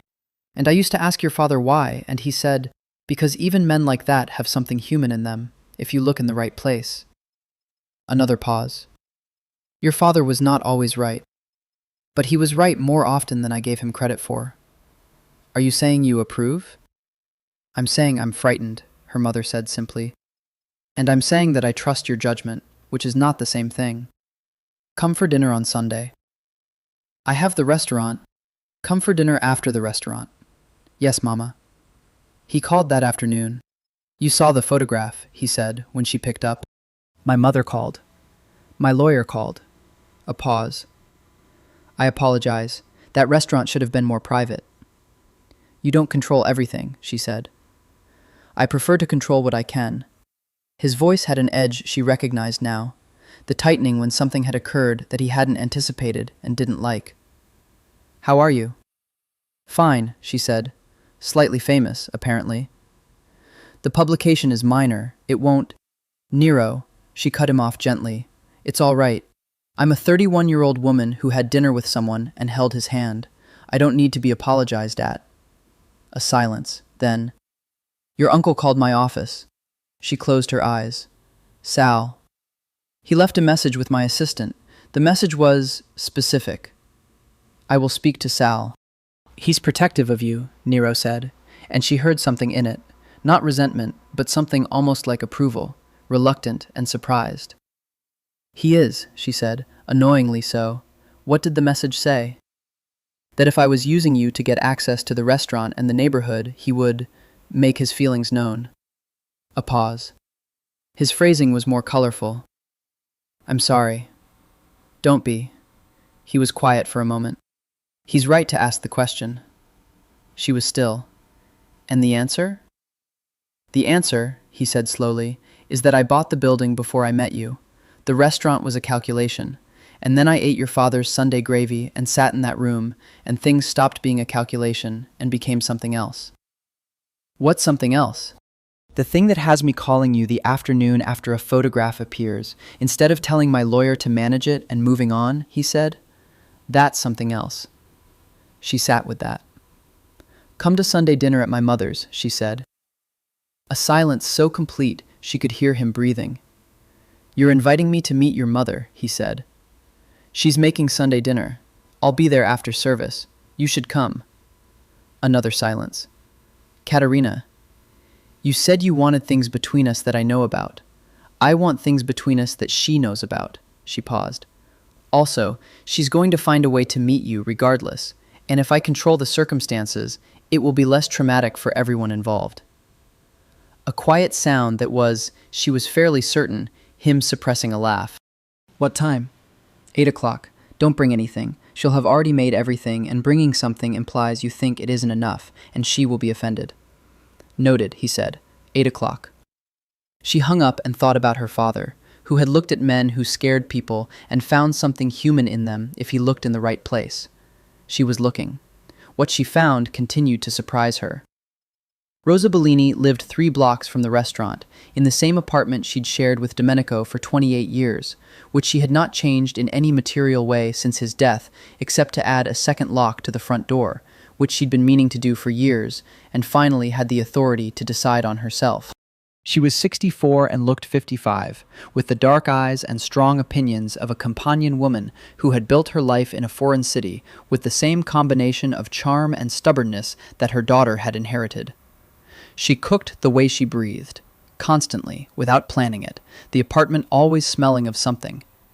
She had opinions about everyone's business and expressed them directly, and she had loved her husband with a completeness that Caterina sometimes found painful to observe, because it set a standard. Nero Falcone arrived at Rosa Bellini's apartment at 8:02 p.m. on a Sunday in December with nothing in his hands, because Caterina had told him not to bring anything. He had apparently considered and rejected the option of flowers, which was the right call. He was wearing a dark jacket over a black sweater, which was the most casual Caterina had seen him in company, and there was something in the slight adjustment of his posture when Rosa opened the door that she recognized. The recalibration of a man encountering something he doesn't have a protocol for. Rosa looked at him for 5 full seconds. Then she opened the door wider. "Come in," she said. "You're thin." He blinked. You're not eating enough. Sit down." Caterina, from behind him, made a sound that she disguised as a cough. Rosa fed him. This was the primary and non-negotiable mode of Rosa Bellini's hospitality. She expressed everything through food, approval and love, and territorial marking and assessment. She had made the braised lamb that had been her Sunday second course for 30 years, and the roasted potatoes, and the good bread from the bakery on Elizabeth Street, and the almond cake that was her mother's recipe from Positano. She fed him and she watched him, and Nero Falcone ate with the same focused attention he brought to everything, and said, "This is remarkable about the lamb," and meant it. And Rosa's expression shifted in a way that Caterina recognized as the first stage of acceptance. "Your family is from Salerno," Rosa said. It wasn't a question. "My grandmother was from Salerno. My father was born here." "And your grandmother cooked?" "Everything," he said. "Every Sunday." Rosa looked at him with her dark eyes. "My husband was from Salerno," she said. "He came here with nothing, and he built a restaurant and he fed this neighborhood for 30 years. She paused. "My daughter is continuing that. I want to know what your intentions are toward that." Caterina set her fork down.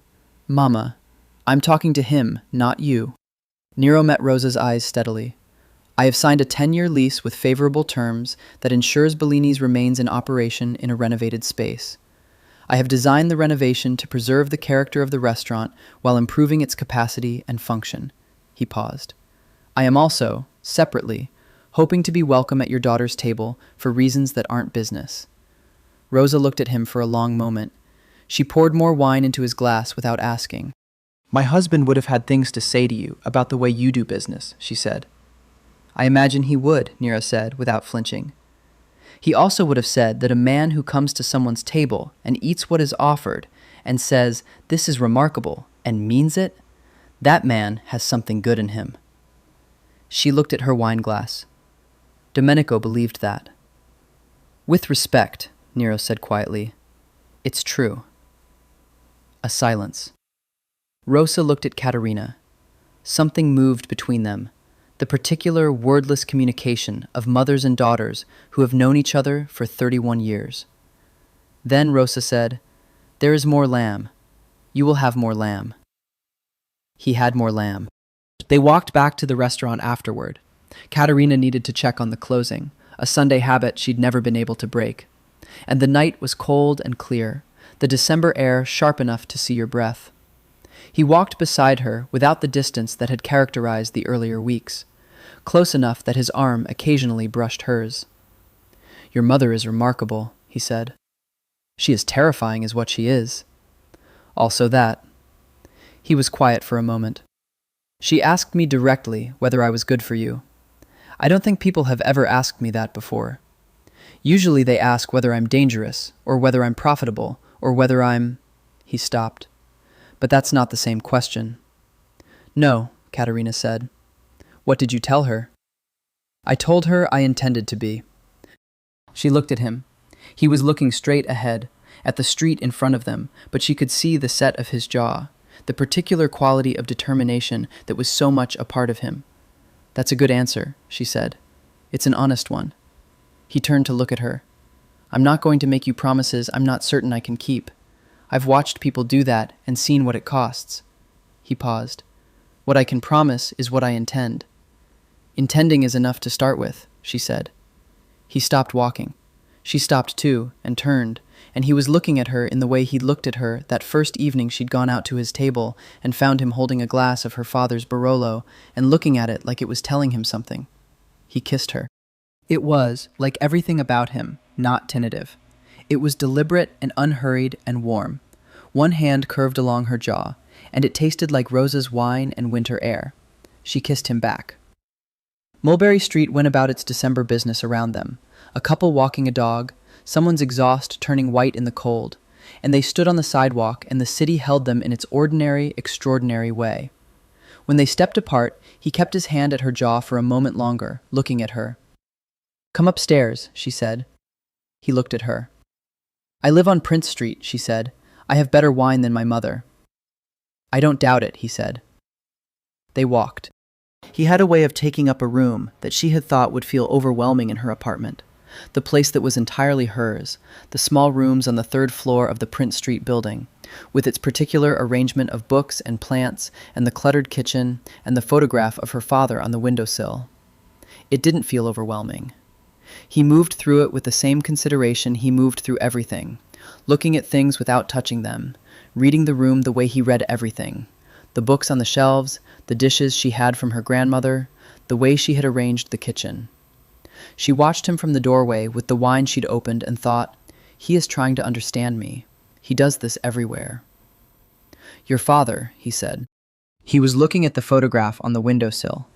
It was the one she loved best, her father in the kitchen, mid-service, laughing at something, his apron on, the look of a man entirely at home.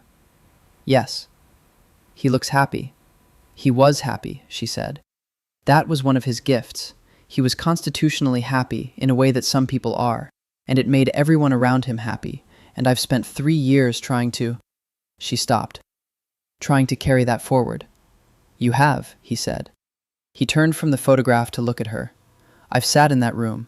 I've watched those people. That happiness is still in the walls." She handed him the wine. They sat on the small sofa. Her apartment didn't run to spacious furniture, and the city hummed outside the window, the particular December frequency of it, and they were close in the way that small spaces enforce, and neither of them moved away from. He told her things. Not the big things, not the shape and substance of the life she understood ran parallel to the one she could see, but smaller things, the things people tell each other when they are beginning to trust. He told her about the apartment in Carroll Gardens where he'd grown up, which looked nothing like the penthouse on the Upper East Side he lived in now.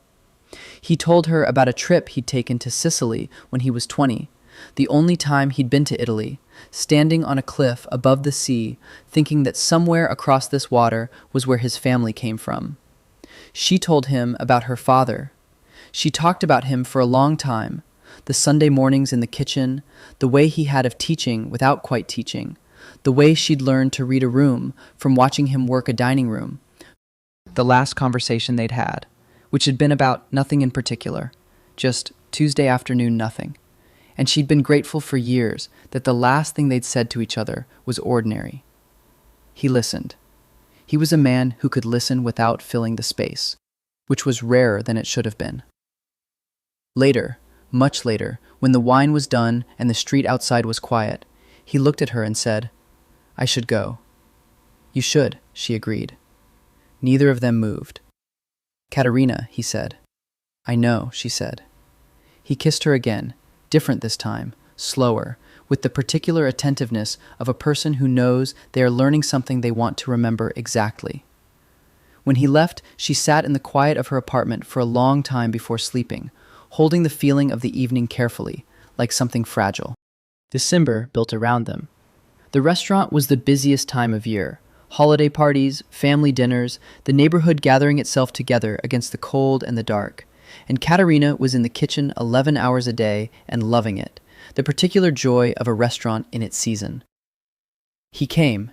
Not every day. He had a life, a complicated one, and there were stretches of days when she didn't see him and heard from him only in brief messages, sometimes just a single sentence at odd hours that she began to look forward to with an embarrassing consistency. "The branzino tonight reminded me of yours. The architect sent the revised drawings.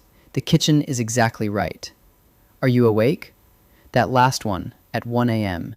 on a Wednesday, and she had been awake, and she'd written back, yes, and he'd called her, and they'd talked until nearly 3, about nothing, really. The city, the neighborhood, a story he told about something that had happened at a meeting that afternoon that was, stripped of context, genuinely funny. She'd fallen asleep with the phone on the pillow and woken at 6 to find he'd texted, "Sleep well." She stared at that for a while in the blue morning.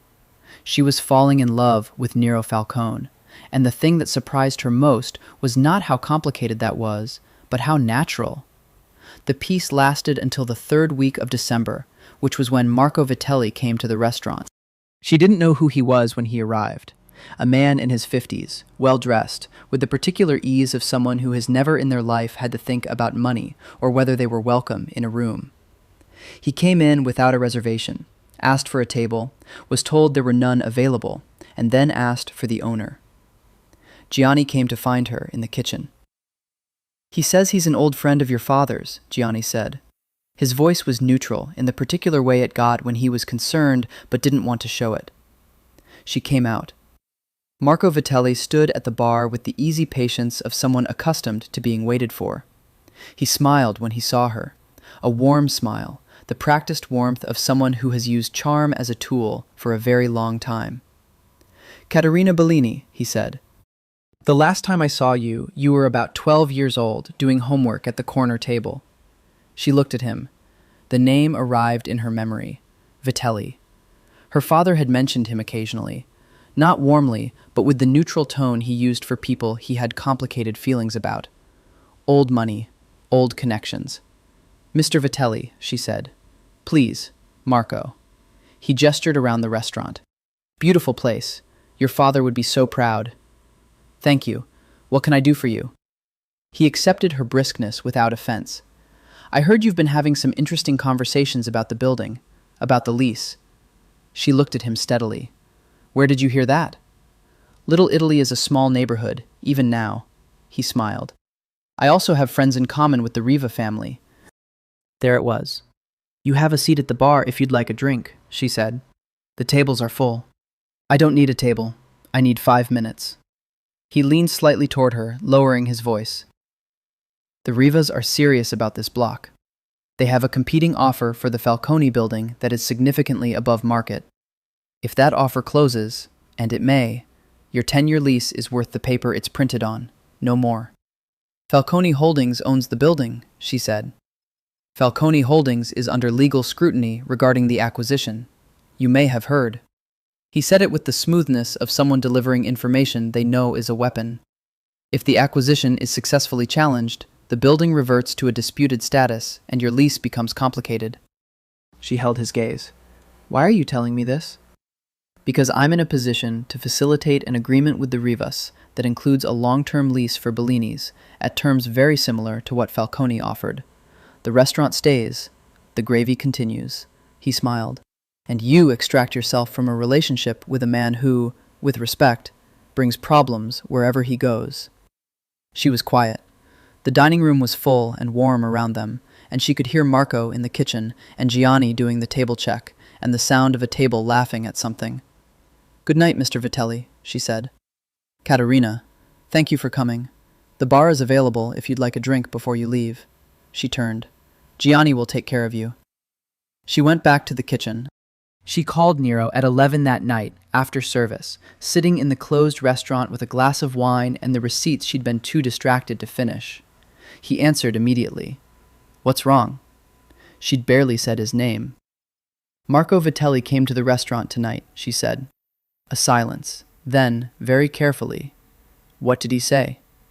She told him. Everything, precisely, in order.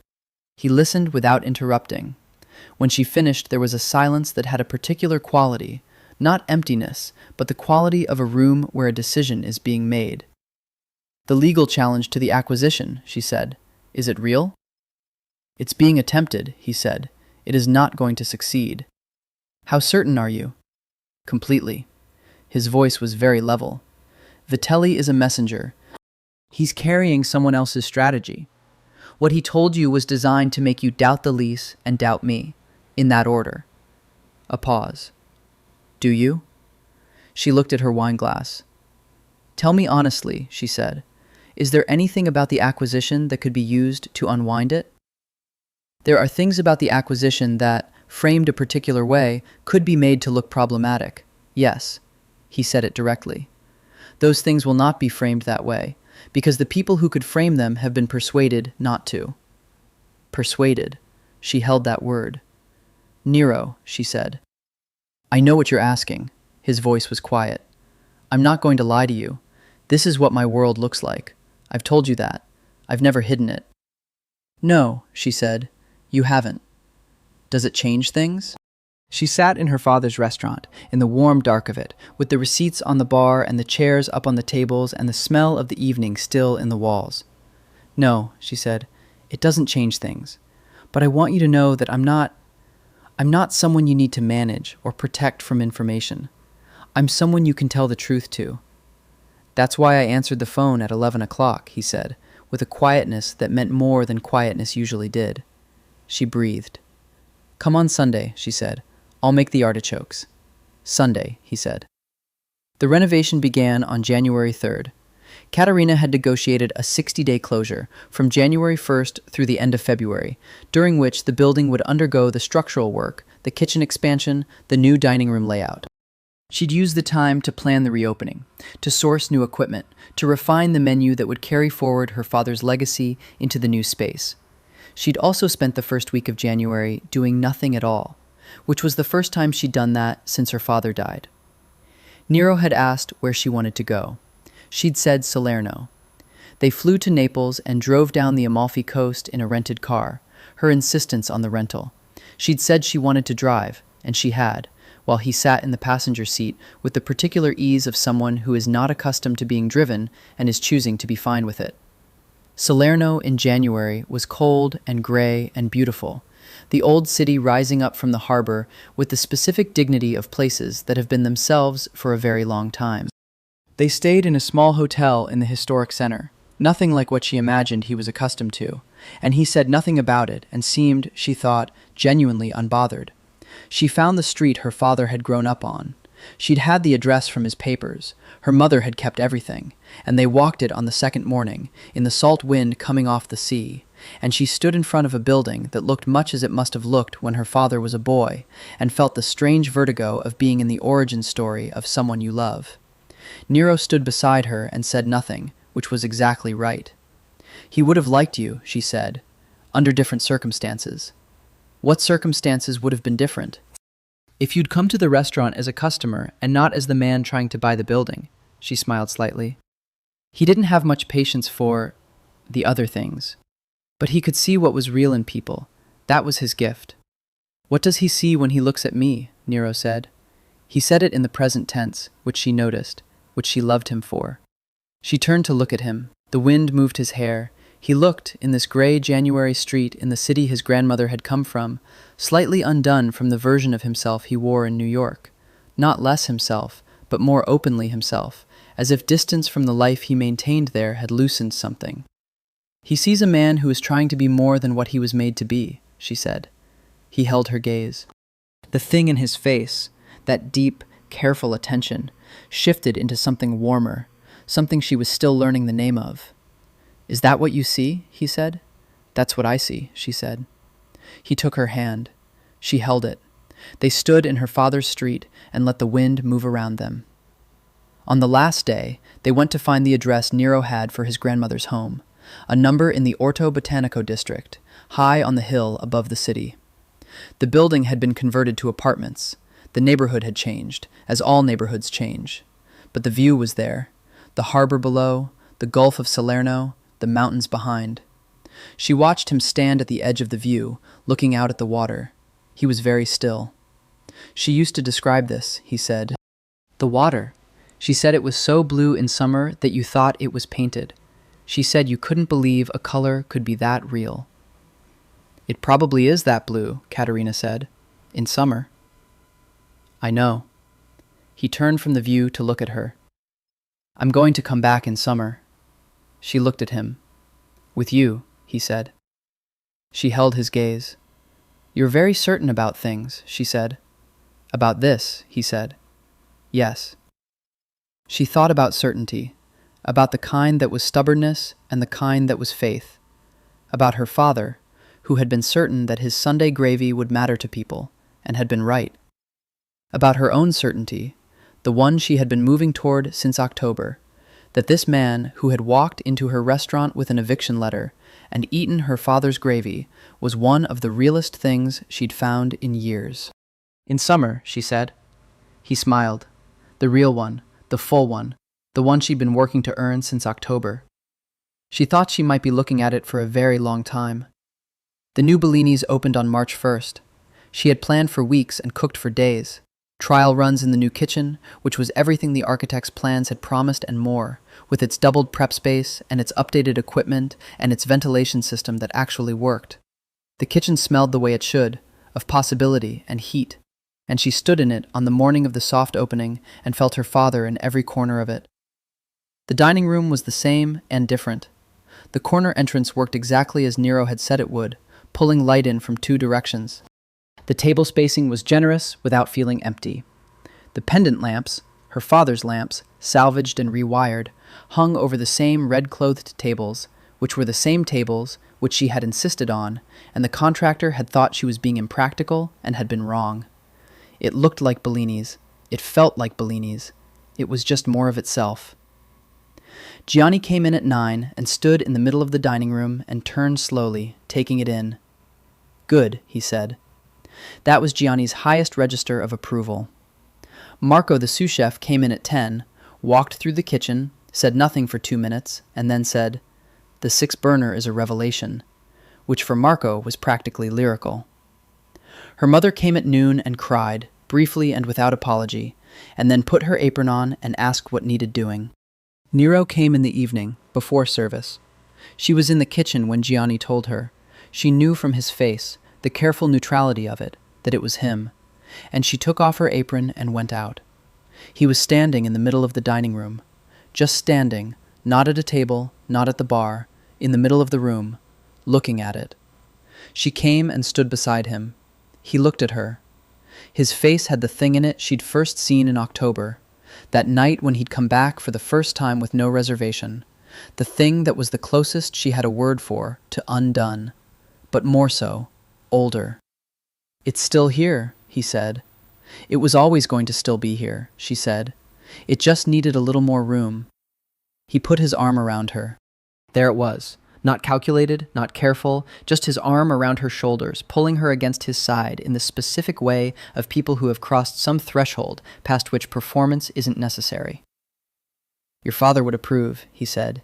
"He would have things to say about the pendant lamp placement," she said. "He always said slightly to the left."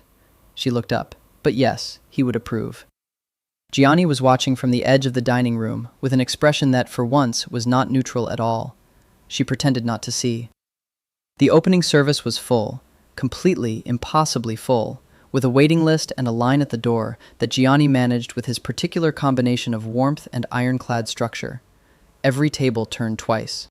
The kitchen ran smoothly, in the way that well-designed kitchens run. Not without pressure, but with competent pressure, the kind that makes good food rather than frantic food. She sent the Sunday gravy. She sent the bruschetta with the winter tomatoes.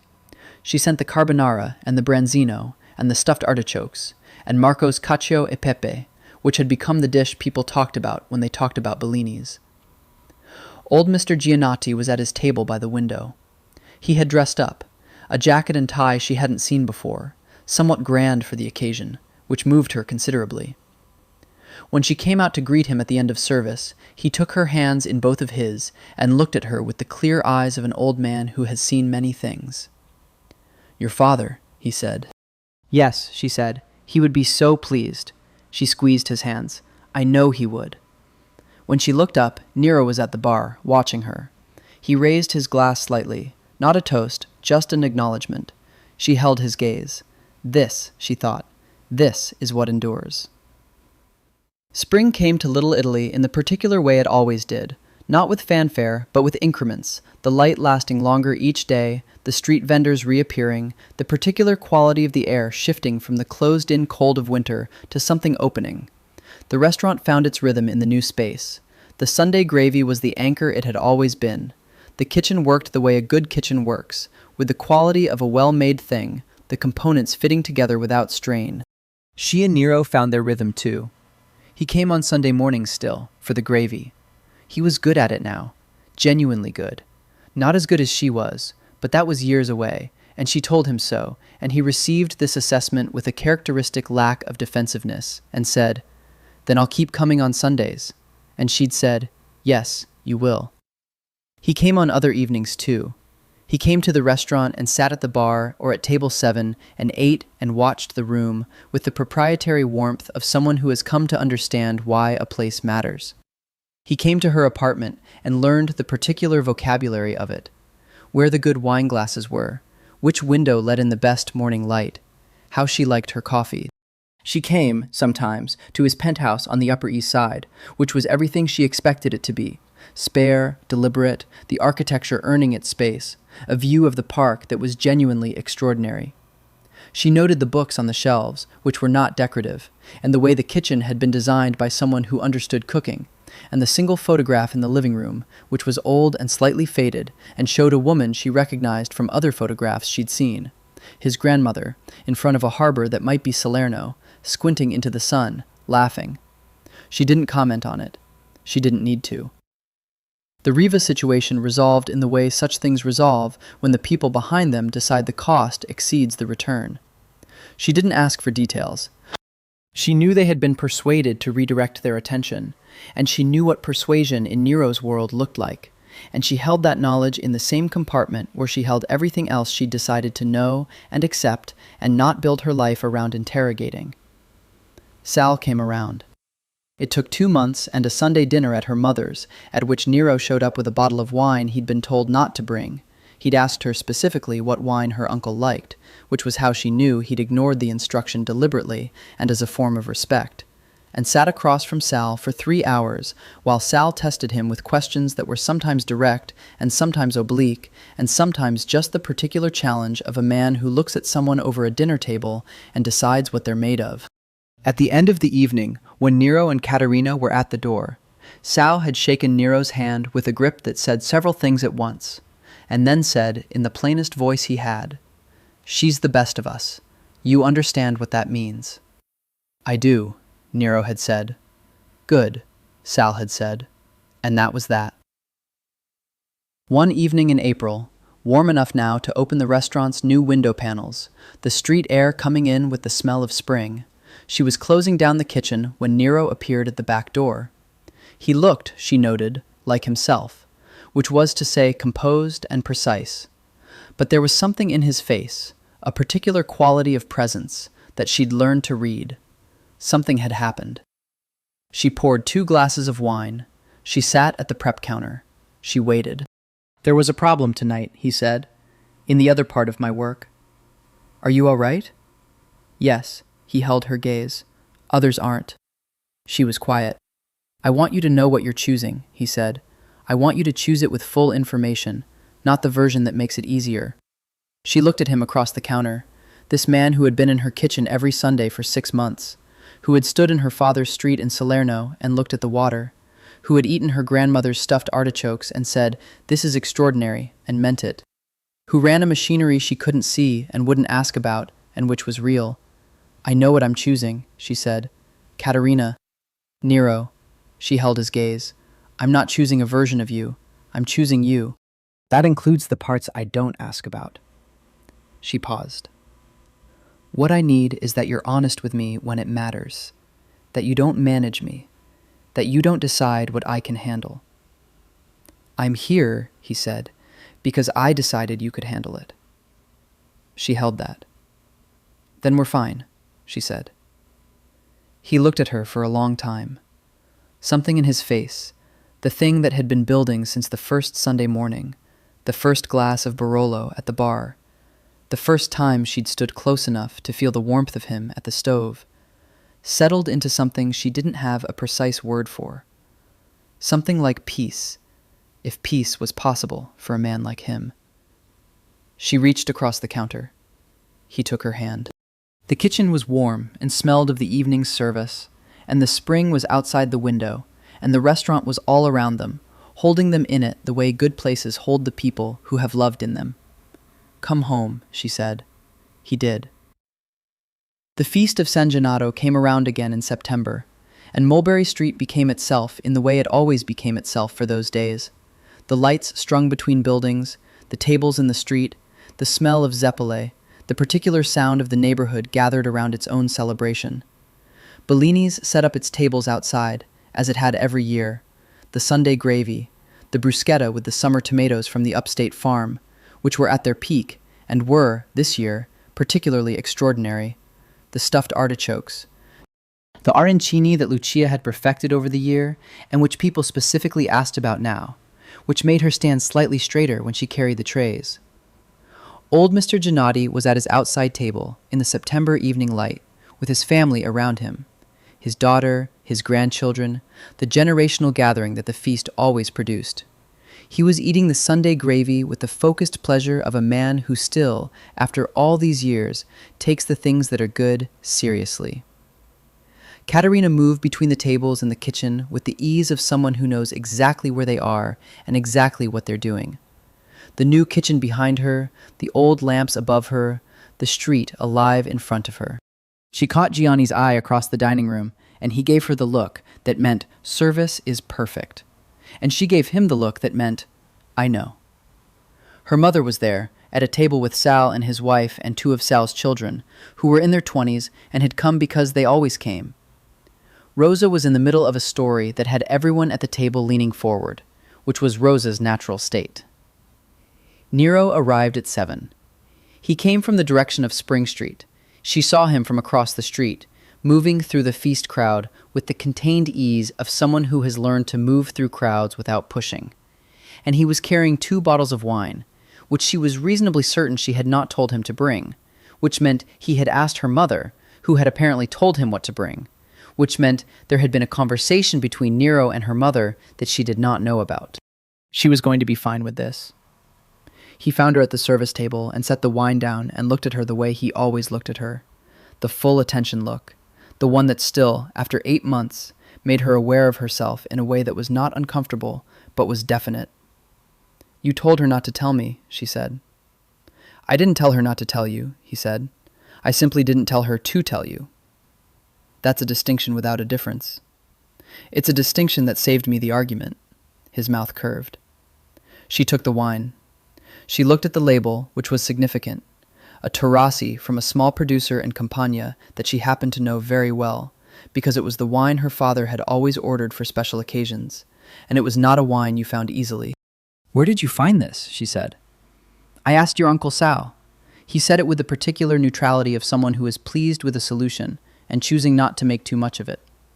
She looked at him, at this man who had found her father's wine, and asked her uncle, who had once left a specific message at his office, and who now stood in the middle of the feast of San Gennaro, in a neighborhood that was, in every way that mattered, also now his. "Come," she said. She handed the wine to Gianni, who took it with the expression of someone who is cataloging a development, and she took Nero's hand and pulled him toward the music. The trio was playing the same slow song they'd been playing for 30 years, the same song they'd played last November when she'd asked him to dance in the street. The couples were gathering in the space in front of the musicians, moving in the easy way of people who have done this before, who know how to hold on to something without gripping. He didn't wait for her to ask. He took her hand, his other hand settled at her waist, and they moved into the music. It was different from last November. The same song, but everything different. The way a piece of music is different the 50th time you hear it from the first, layered now with all the times between, all the Sunday mornings and late-night phone calls, and Salerno in January, and the opening night with her father's lamps and Rose's lamb and Sal's handshake, and the ordinary, extraordinary accumulation of a life being built. "Next September," he said, close to her ear. "What about it?" "I want to come back here, with you, to this." She tilted her head back to look at him. "You're planning a year ahead." "I plan further than that," he said, "for things that matter." She looked at him. The feast lights were above them, the music was around them, the street smelled of Zeppoli and September, and somewhere in the building behind her was the kitchen where her father had learned to make the Sunday gravy before he brought it to New York. And somewhere in this neighborhood was the apartment where she had grown up, and somewhere above them was the sign that said Bellini's in the letters she had replaced 2 months ago, a little larger than before, a little more visible from the corner. "Then plan it," she said. He looked at her. "Plan as far ahead as you want," she said. "I'll be here." He held her gaze. The full attention look. The one that cost him something every time he let her see it. And that he let her see anyway, because somewhere between October and now, he had decided she was worth the cost of being seen. "I know," he said. They danced. Mulberry Street held them. The neighborhood held them. This neighborhood of 300 years of people arriving with nothing and building something, of families and feuds and Sunday gravies and slow-burning loves and ordinary meals that were actually extraordinary, and the particular stubborn endurance of places that decide to remain themselves against every force that tries to change them. The music played. Caterina Bellini danced with the man who had come to evict her father's restaurant and had instead, in the slow, inevitable way of things that are meant, become part of it. Above them, the sign said Bellini's. It would say Bellini's for a very long time. Years later, many years if you count them, and even more if you measure them in Sunday mornings, a boy of about 7 would sit at the kitchen counter of Bellini's restaurant, doing his homework with the absolute confidence of a child who has been doing this all his life, while around him, the prep work for the dinner service hummed its familiar rhythm.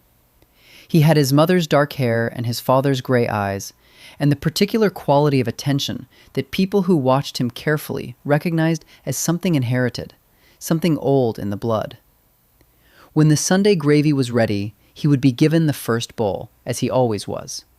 He would eat it the way he had eaten it since he was old enough to eat it, with the seriousness it deserved.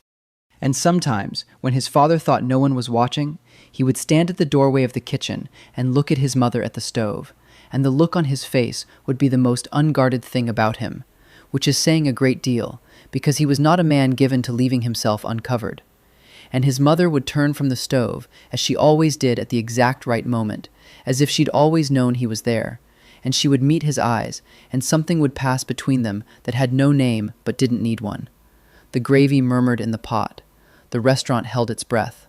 Mulberry Street went on. For every woman who fell for the wrong man in the right moment, for every man who found himself, for every meal that mattered,